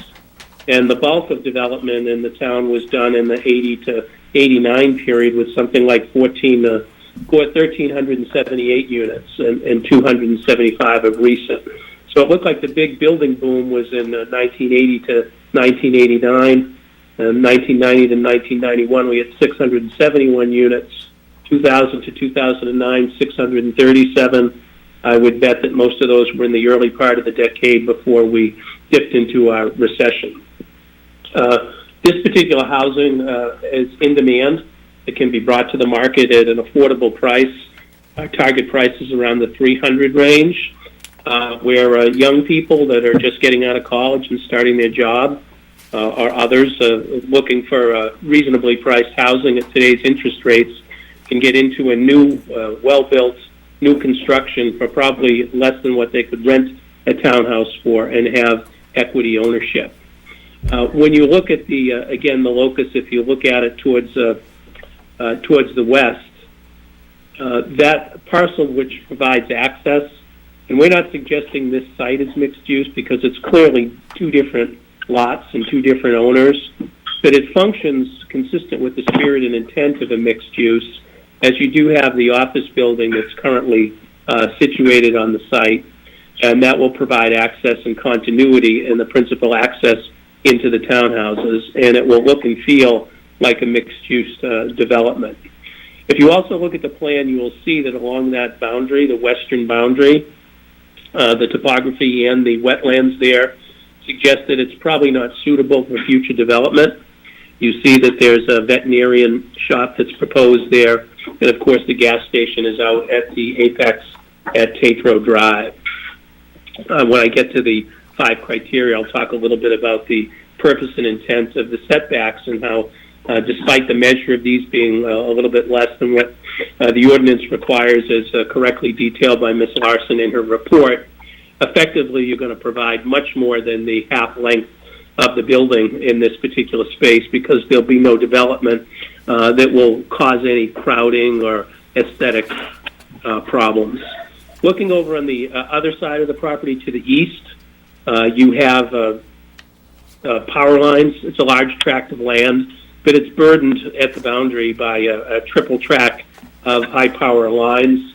The likelihood of development being anywhere within the 30, 50, 100 feet distance of that lot is very unlikely. When we talk a little bit too about commercial use and some of the allowed uses that would be allowed by the ordinance by right in the commercial sense, certainly those types of uses prefer frontage along Mass Road and probably would prefer access that way. Though I can't speak to it directly, I'm not so certain that the office building would be as amenable to this type of traffic as they would for commercial traffic and trucks. So essentially, you get yourself 30 housing units at a price point that's very much in demand.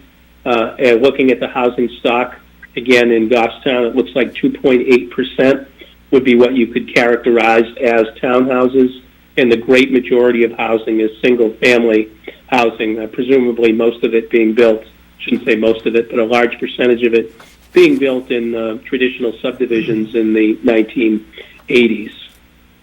When you look at this site, I did note on the zoning report a question about density, with 15 units per acre being 4.88 acres. It's less than half the density if every single space of it was buildable. We acknowledge that particular number is a requirement, and if we get to planning after all the full engineering is done and we don't meet that criteria, we'd recognize we would have to come back. But based on the prior development of the courthouse, even though that work could be dated and will have to be updated for the planning board, we're very confident that this density is much less than what could be achieved if you really wanted to max the development out. When you look at the criteria, notice the variance criteria, as you folks know better than everyone doing this monthly or several times a month, looking at the standards being relaxed over the past several years through our Supreme Court.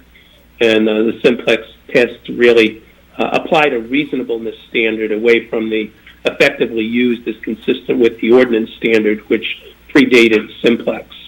When you look at the ordinance, the spirit and intent of the ordinance, when you look at it, certainly it's clear that this particular zone was intending to have a mixed-use component with a mix of commercial and residential, although this doesn't provide it on the same lot.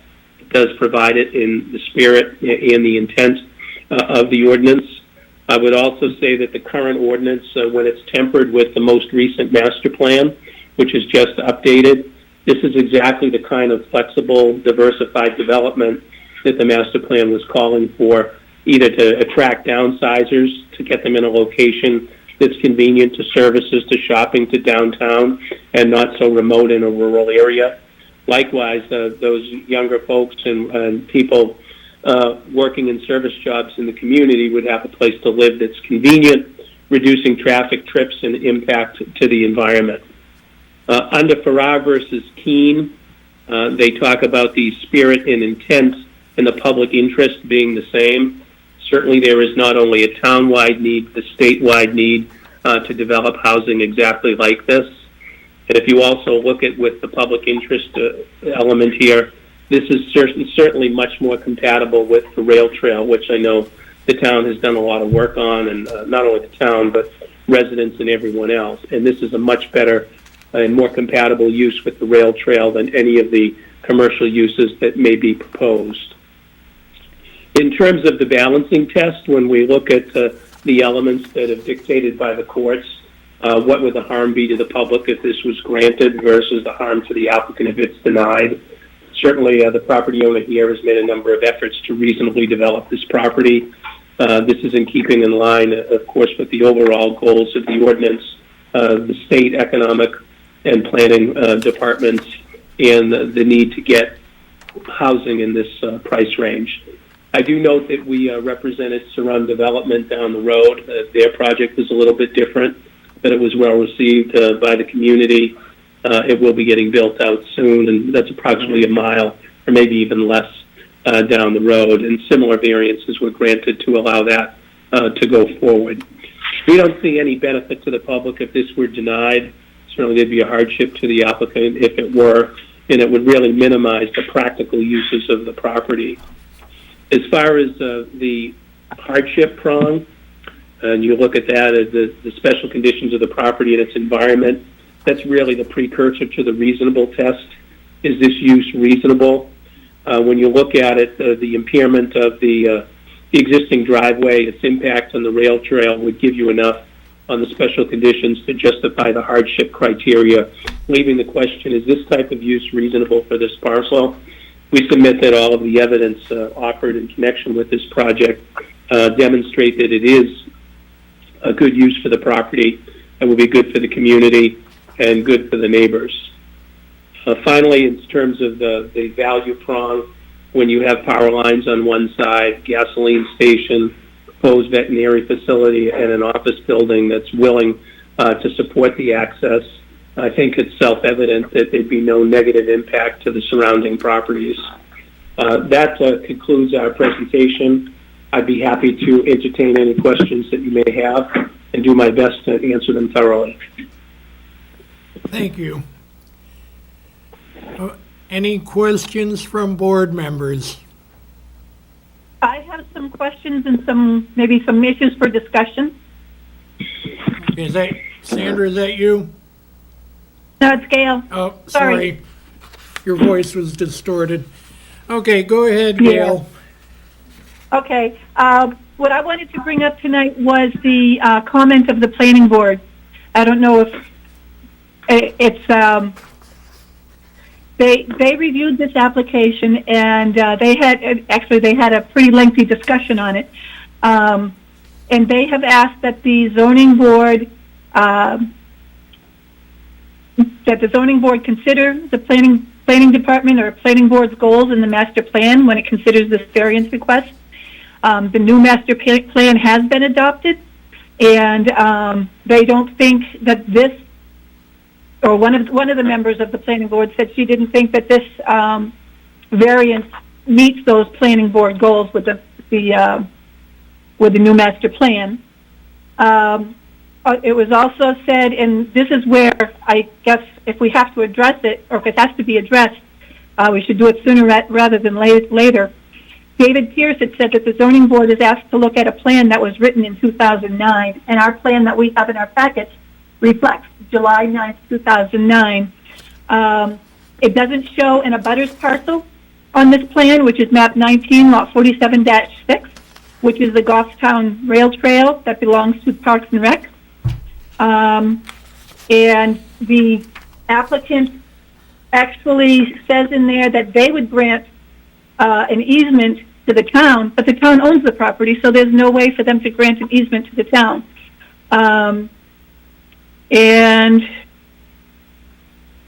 David went on to say that the zoning, to tell the zoning board that there are inaccurate portrayals of ownership of the land, especially specifically that lot that I just said.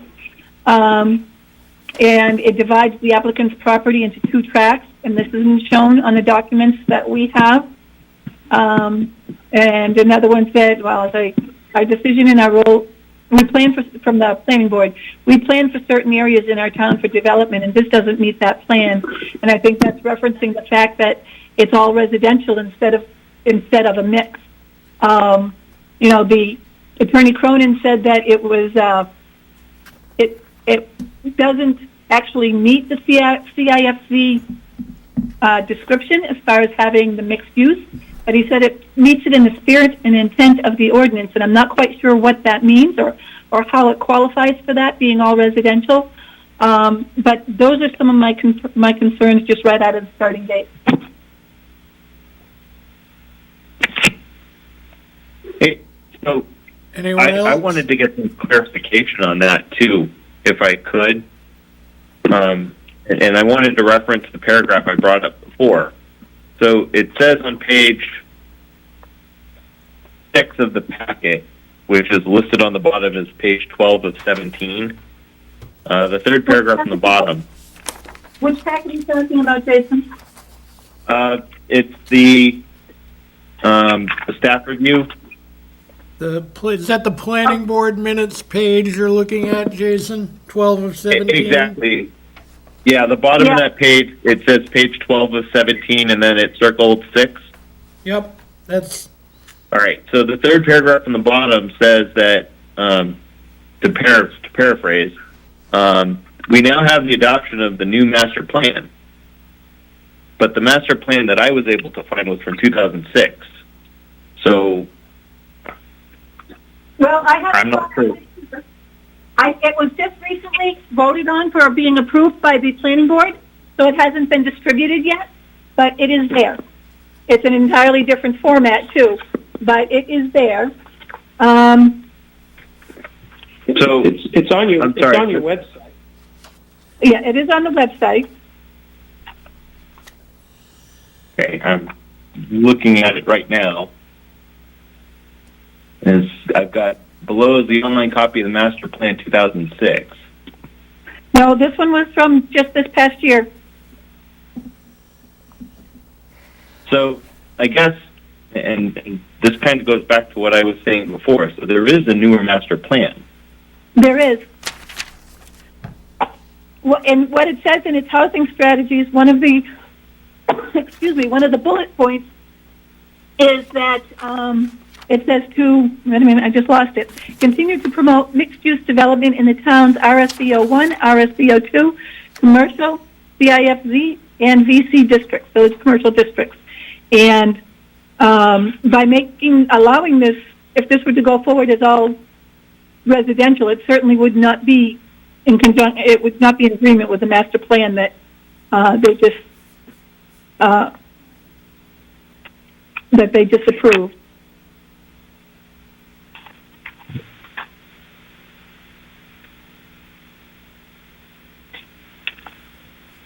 Okay. Should I respond, Mr. Chair, or should I wait till the end? Please wait until the end, sir.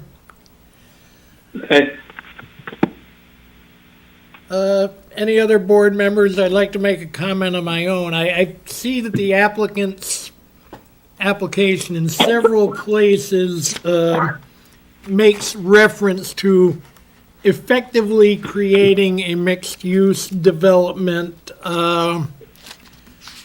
a de facto mixed-use development, but if you look at the zoning ordinance, I refer to 5.9.1 that in the commercial, CIFZ, and VC districts, multifamily units are allowed upper floors of a mixed occupancy building, and multifamily units, ground floor of a mixed occupancy building when the planning board makes various findings. The fact that what the applicant is proposing is strictly residential and sweeping in an existing commercial development to say that that constitutes a mixed-use project, I don't think it fits the definition for me. Anyone else?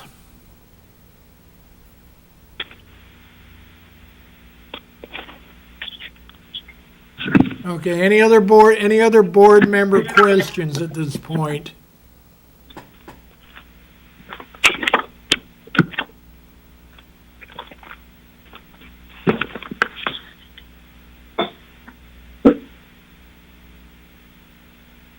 Okay, Attorney Cronin, do you wish to respond to anything you've heard?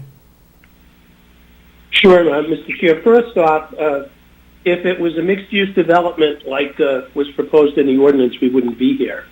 There'd be no need for a variance, maybe for the setbacks, but not for the use. And when you look at this particular project, as you do any variance application, the reason they're here is they don't comply with the ordinance. So looking at the ordinance and say it doesn't fit it, and I don't think this is a good idea, isn't how the variance process works. You're supposed to analyze it based on the 5 criteria. The section with respect to the rail trail, when you look at it as far as ownership, our office has done a significant amount of legal work on this and other properties that were once burdened by a railroad line. And I recognize that reasonable minds can differ with respect to title review and title opinions. I don't know what Ms. Lebrecht's legal knowledge and whether she's actually done the title or done the research, or she's relying on comment from others about ownership. In my view, it's immaterial, because whether that rail trail exists as a fee simple owned piece of parcel by the town or is there by easement, it doesn't change the effective land use as being proposed.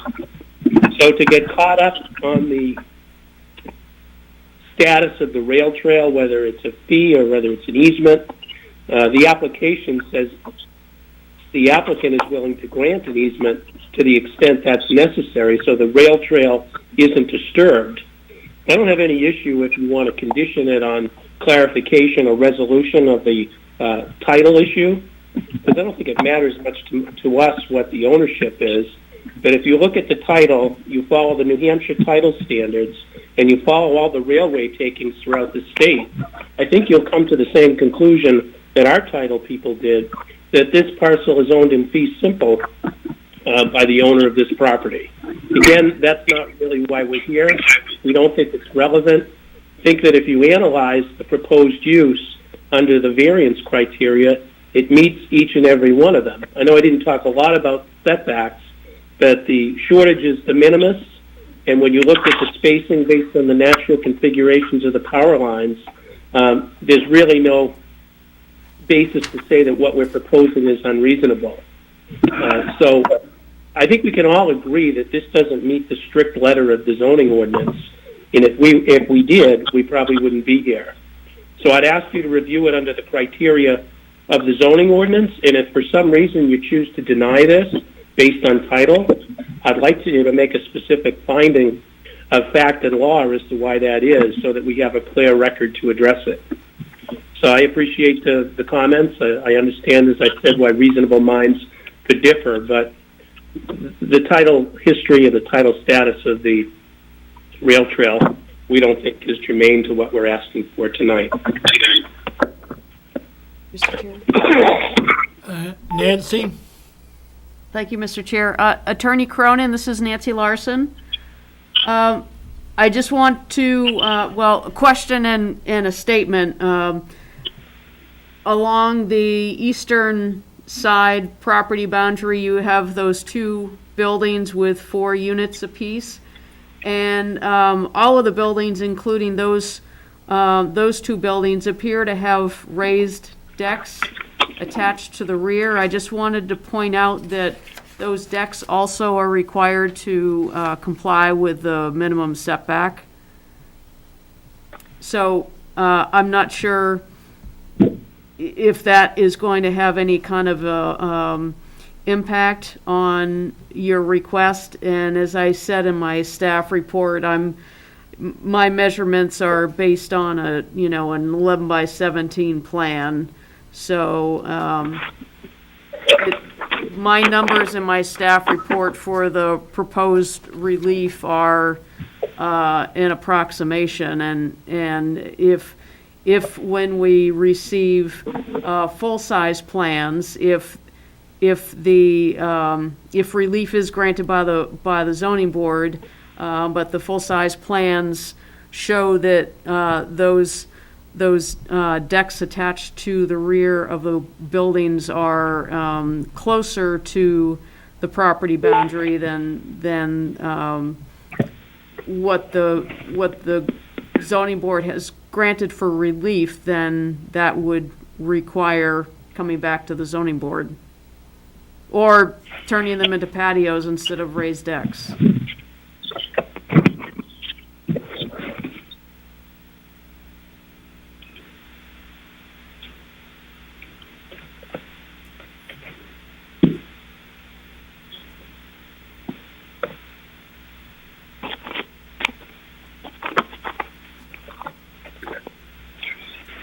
Did you hear everything I said, Attorney Cronin?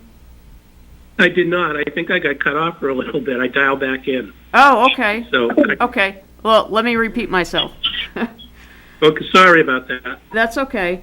The two buildings along the eastern property boundary, they have 4 units apiece. Those buildings, as well as all the other buildings shown on this conceptual site plan, appear to have raised decks attached to the rear of the buildings. Is that correct? That's what it looks like on the plan. I'll verify here through text. Okay. So my point is that those decks also need to meet the minimum setback requirement, which is, based on the formula in the zoning ordinance for multifamily. So I don't know if the site plan will have to be modified, or if those raised decks for those two buildings, so 8 units total, would have to either change into patios, at-grade patios, or if the site plan would need to be modified in order to make sure that those decks comply with whatever relief is granted by the zoning board this evening, if they do indeed grant the variances. Yeah, I'm told that they were taken into consideration and they do comply. Okay. That we recognize the risk if we got to planning, that we have to comply. Okay. Thank you.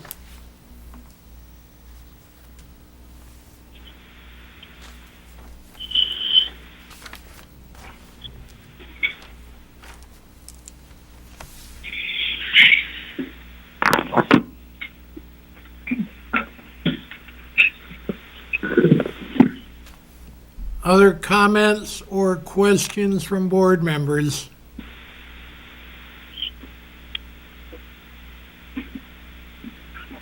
Yes, this is Alan.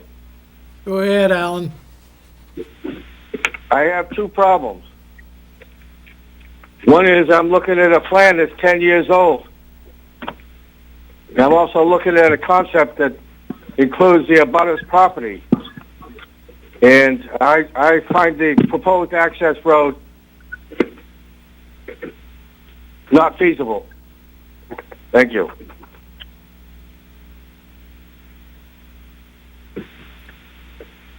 Anyone else? All right, I will just make my personal observation on the thing. I have a bit of difficulty in seeing how this project meets the hardship criteria. there's a lot in there that suggests it's a very appropriate site for residential development, but it also doesn't say why it would not be appropriate for a development fitting what is specified in the CIFZ, which is residential units in the same building, or for that matter, for a usage of the property that would be in line with the CIFZ. Obviously, the Langley companies in the next lot have made various low-intensity commercial development on the same type of lot. I am having great difficulty seeing the hardship that is posed to the applicant in this case. Other board members? Yeah, Len, you brought up the Langley property, and wasn't that all constructed before we came up with that, or before the planning board instituted the CIFC zone? I'm not sure what the history of how long the CIFZ is. That's been a commercial, at least the gas station's been there a very long time, 20 years plus, I believe. The rest, I'm not sure about the age of the CIFZ.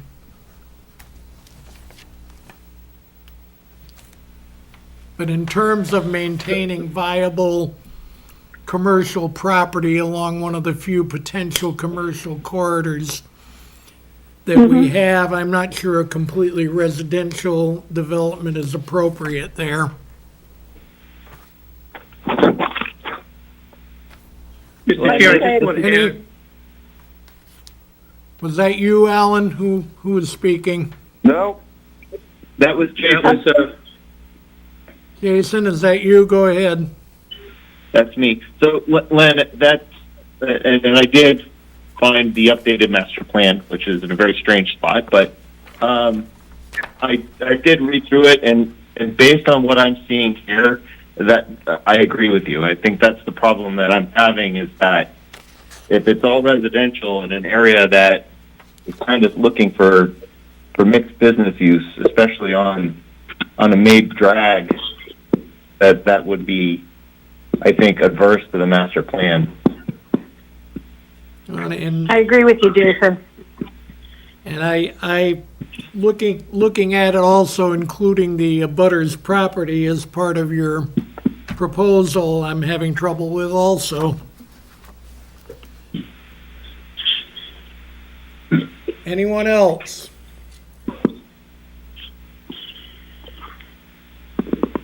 Alan here.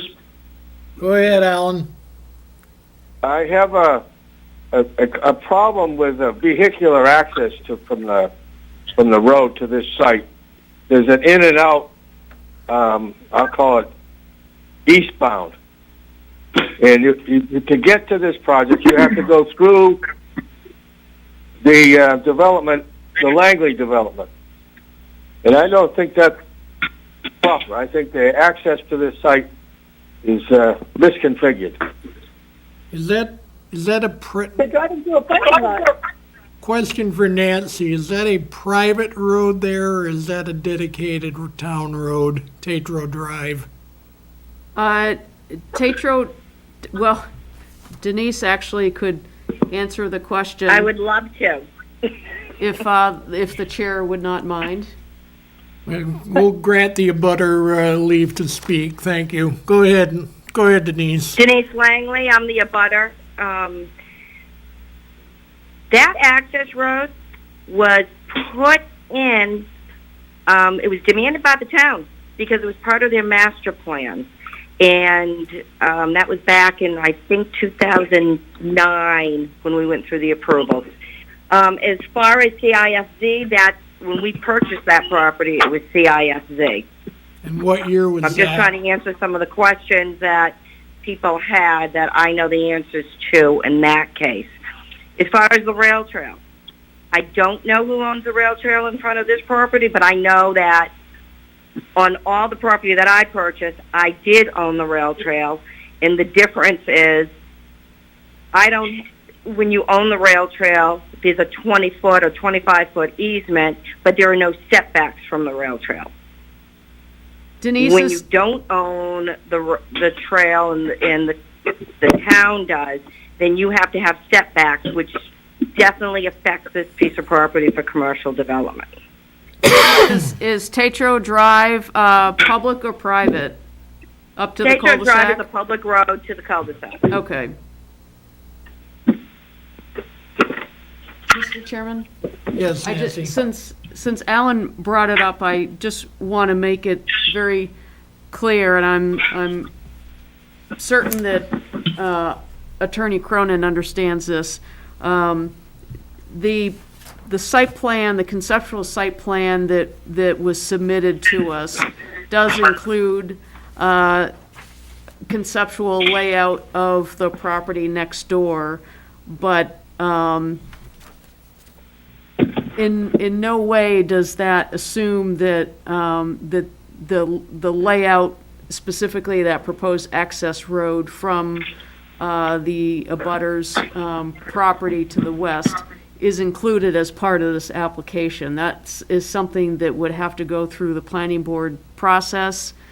The owner of that property, Stephen J. and Denise B. Langley, they would have to be co-applicants because they own the property where that proposed access road is shown.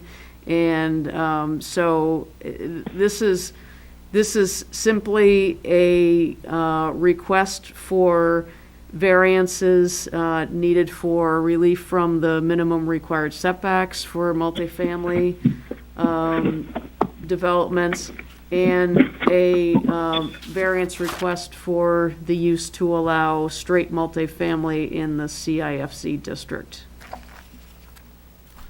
And I would think the request for multifamily in CIFZ has to be the threshold issue before we consider any question of setbacks. Yes, if you want to talk about taking them up individually, then it would make sense to take up the use before moving on to instead of doing the setback discussion first, because we could end up having a lengthy discussion for no reason if the board feels that they don't wish to grant the variance for the use. Not suggesting that's the direction the board would go in, but that's usually how we recommend the order be taken. I would consider, and let me ask the sense of the board on this, that it would be wise to consider the use component of this first before we get into a discussion of the setbacks. Any objections to that, to proceeding in that way? Alan here, no. Gail here, no. I won't. Sandra here, Jason no. here. And I say no too. All right, so let's proceed on that basis, that we need to establish the use first and then consider the setbacks if the use is granted. Is there any further discussion on that point? Actually, we are still in the open public hearing. Nancy, do we have anyone on the phone? We do not, Mr. Chairman. Yes, Lynn? I'm sorry, I have raised my hand. This is Janae. All right. Okay, I would just like to speak on the usage. Anybody who knows me knows how protective I am of commercial industrial land in the town of Goffstown. And I knew that down the road it was going to come back and bite this board. But I'm going to tell you the difference. The difference is the rail trail. Having that rail trail in the front of a piece of commercial property, then with setbacks, a commercial building is not going to want to be there. They're not going to be visible at all. It's not a really wide lot, unlike the one down the road where you have some visibility. The rail trail hurts us. I know that the planning board made a lot of comments about the rail trail, but in this case, it hurt commercial property. And the rest of that chunk of land that was all zoned CIFZ is all commercial. That's all I have. Thank you. Thank you, Denise. Nancy? Mr. Chairman, there is still one of the abutters to the Coughlin application on the line. And I apologize, I'm searching for your name. Last 4 digits of the phone number, 5711.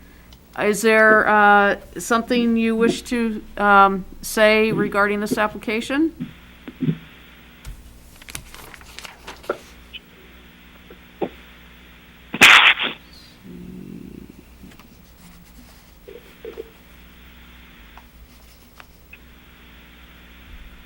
I believe, I will not pronounce this correctly, but Yuila Abuku, 5711. Are you on the phone? Okay, apparently she's not on the phone. She did make comment on the application. She did, and she's still on here, so, but Has disconnected. apparently not. And then Attorney Cronin, your last 4 digits are 6952, is that correct? That's correct. Okay, thank you. All right, well, with that, if we have no one on the phone and obviously no members of the public here in the room, I'm going... Hey, Len? Yep, go ahead, Jason. Sorry, this is Jason. I just wanted to clarify one other thing, just because Alan has me thinking about access roads. I'll ask the abutter because she probably knows better.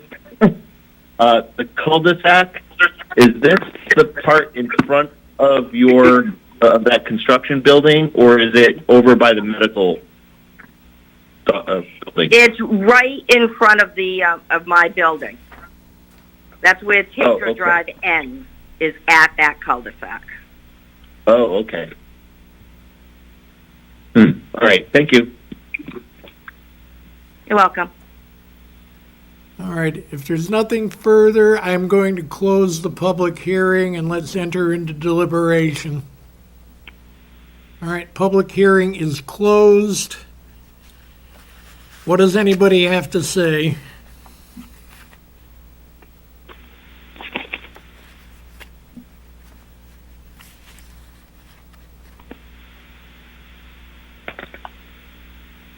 Don't all talk at once. I guess from my perspective, and what I'm trying to balance is the CIFZ zone discussion versus Denise's comment about being able to actually have commercial want to build there. I mean, I know in my travels, I've seen plenty of towns like ours where the commercial area has a setback, from a much wider space in front that don't seem to have any problems. I don't know. That's what's in my mind right now.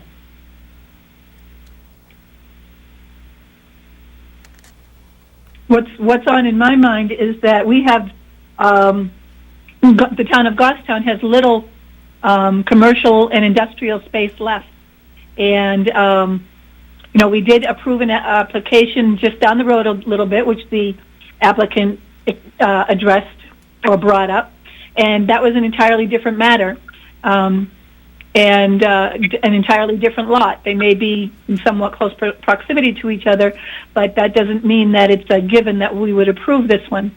And my concern is that we need to promote the mixed-use development in town, and we would have to do that by ensuring that in the CIFZ zone that it's not all residential. And I think if we allow it to, if we were to say yes to it being all residential, I think it would not be in the public interest, or the spirit of the ordinance would be observed.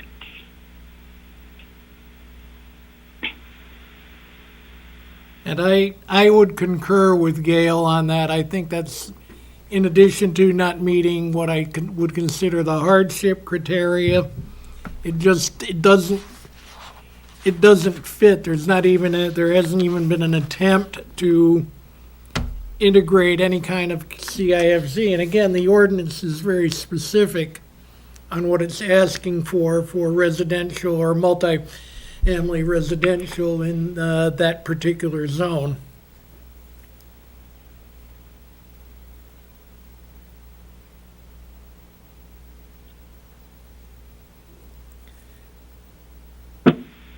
I think that helps me a lot, guys. Thank you.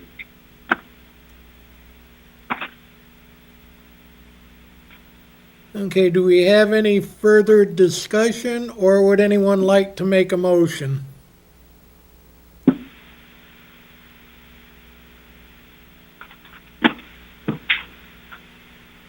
I'll make a motion. Okay, go ahead, Gail. I'm going to make a motion to deny the variance request to allow a proposed multifamily use in the commercial industrial flex zone, finding that it does not, that it is contrary to the public interest and that the spirit of the ordinance is not observed. And as Len had said, the hardship issue that he doesn't feel is there. I'll second that. Thank you, Jason. Do we have any further discussion? Going once, going twice. Okay, let's call the roll. Gail? Yes. Alan? Yes. Sandra? Yes. Jason? Yeah. And I vote yes. 5-0, the 0-5. variance is denied. 5-0.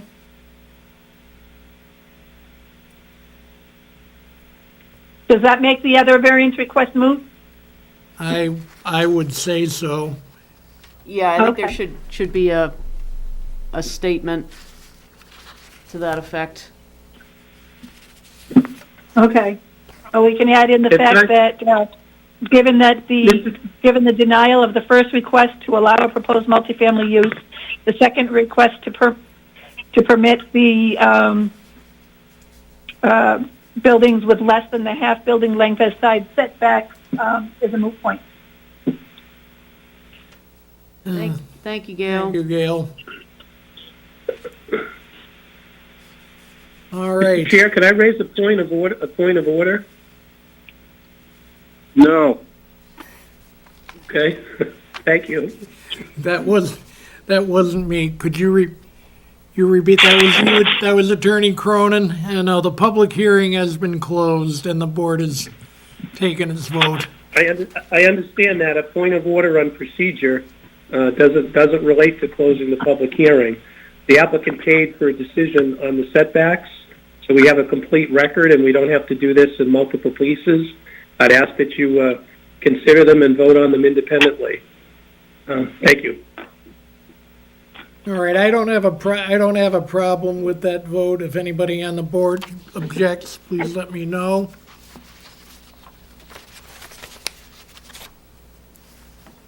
I guess I'd like to understand why we continue on with the setbacks when the use has been denied. I can respond to that if you want. Go ahead, Mr. Cronin. Because, my job is to protect the record and to protect the applicant. Listening to the hearing tonight, I think it's pretty clear to me that the ZBA erred in their determination and interpretation of the hardship standard. They also violated the law by saying you can't have a variance because that's not what the zone contemplated. I would suspect when we take this, if the client wants to, say, let's go to the Housing Appeals Board and raise these issues, and let's raise them all. May not win, but I don't want to go up there and raise the use issue and then say you have to come back and go through the setbacks again. I just as soon do them all at once, and we'll have a nice, clean record, and whoever reviews this can review it all together. Thank you.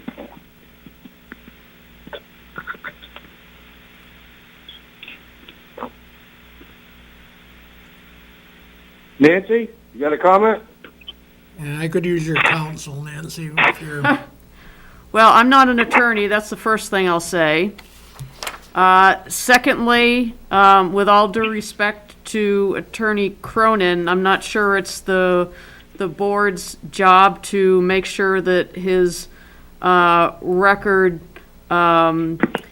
is complete with respect to a discussion, deliberation, and motion and a final vote on a request for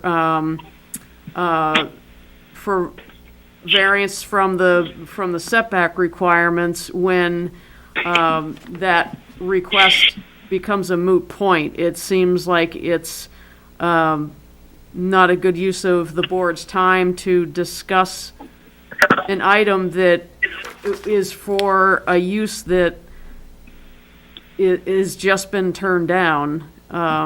So my recommendation would be to not move forward with a discussion on the variance request. And this is consistent with the board's past practices when we have dual requests like this, when one relies upon the other. And at least for the sake of consistency, I would say, let's continue to do that practice. And I would concur with Nancy's suggestion there, because I think it is pointless for the board to consider separate decisions on a point that has been rendered moot. The use variance was the threshold issue here, and I don't see a point in the board considering it further. I agree. I agree. Alan here. All right, thank you for the sense of the board. All right, with that, I'm going to see, Nancy, do we have the third applicant? And I've lost my sheet of paper here. Tanya Goslin? Tanya Goslin. Tanya Goslin, is she online? I don't see her phone number here. Ms. Goslin, are you on the phone? Does not appear that she is. All right, Gail, you want to repeat your motion from before to postpone Ms. Goslin's application to the next meeting? Yes, so because of the applicant's absence from the meeting, we're going to continue this application to March 2nd. Without prejudice. Without prejudice, yes. Thank you, Alan. And requires a site survey. Yes, I'll contact her. I'll make that part of the motion. Okay, I'm okay with that. A full boundary survey? That's what you're referring to, correct? A boundary survey that locates the building on the property. Correct. All right. Because having been up to the site, their front porch is awful close to the road. Do you want essentially just an existing conditions plan, or do you also want the surveyor to add the proposed addition? Well, the proposed addition is, we'll know from the setbacks that come in from the building. Yep. I just wanted to be sure. Whether it meets it. It's in the back. The deck is already built. Yes, I noticed that. All right, well, Need a second? yeah, we do need a second. I'll second. Okay, give it to Sandra. Okay, if we're ready for a vote. Gail? Yes. Alan? Yes. Denise, you're back on for this. Yeah, yes. Sandra? Yeah. And I vote yes, 5-0.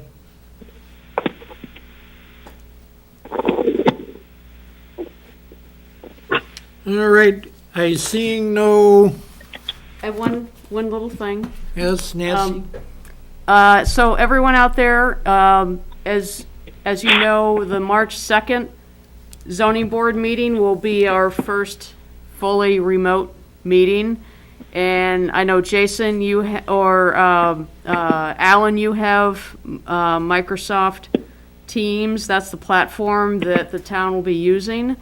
So if any of you don't have that on your computer, just shoot me an email, and IT, either I'll reach out to you or IT will, I'm not sure. But someone will reach out to you, and then they'll get you all set up with a platform, so we'll be ready to go for the March 2nd meeting. That's all I have. And everybody Thank should you. everybody should save their packets from Tanya Gosselin's application.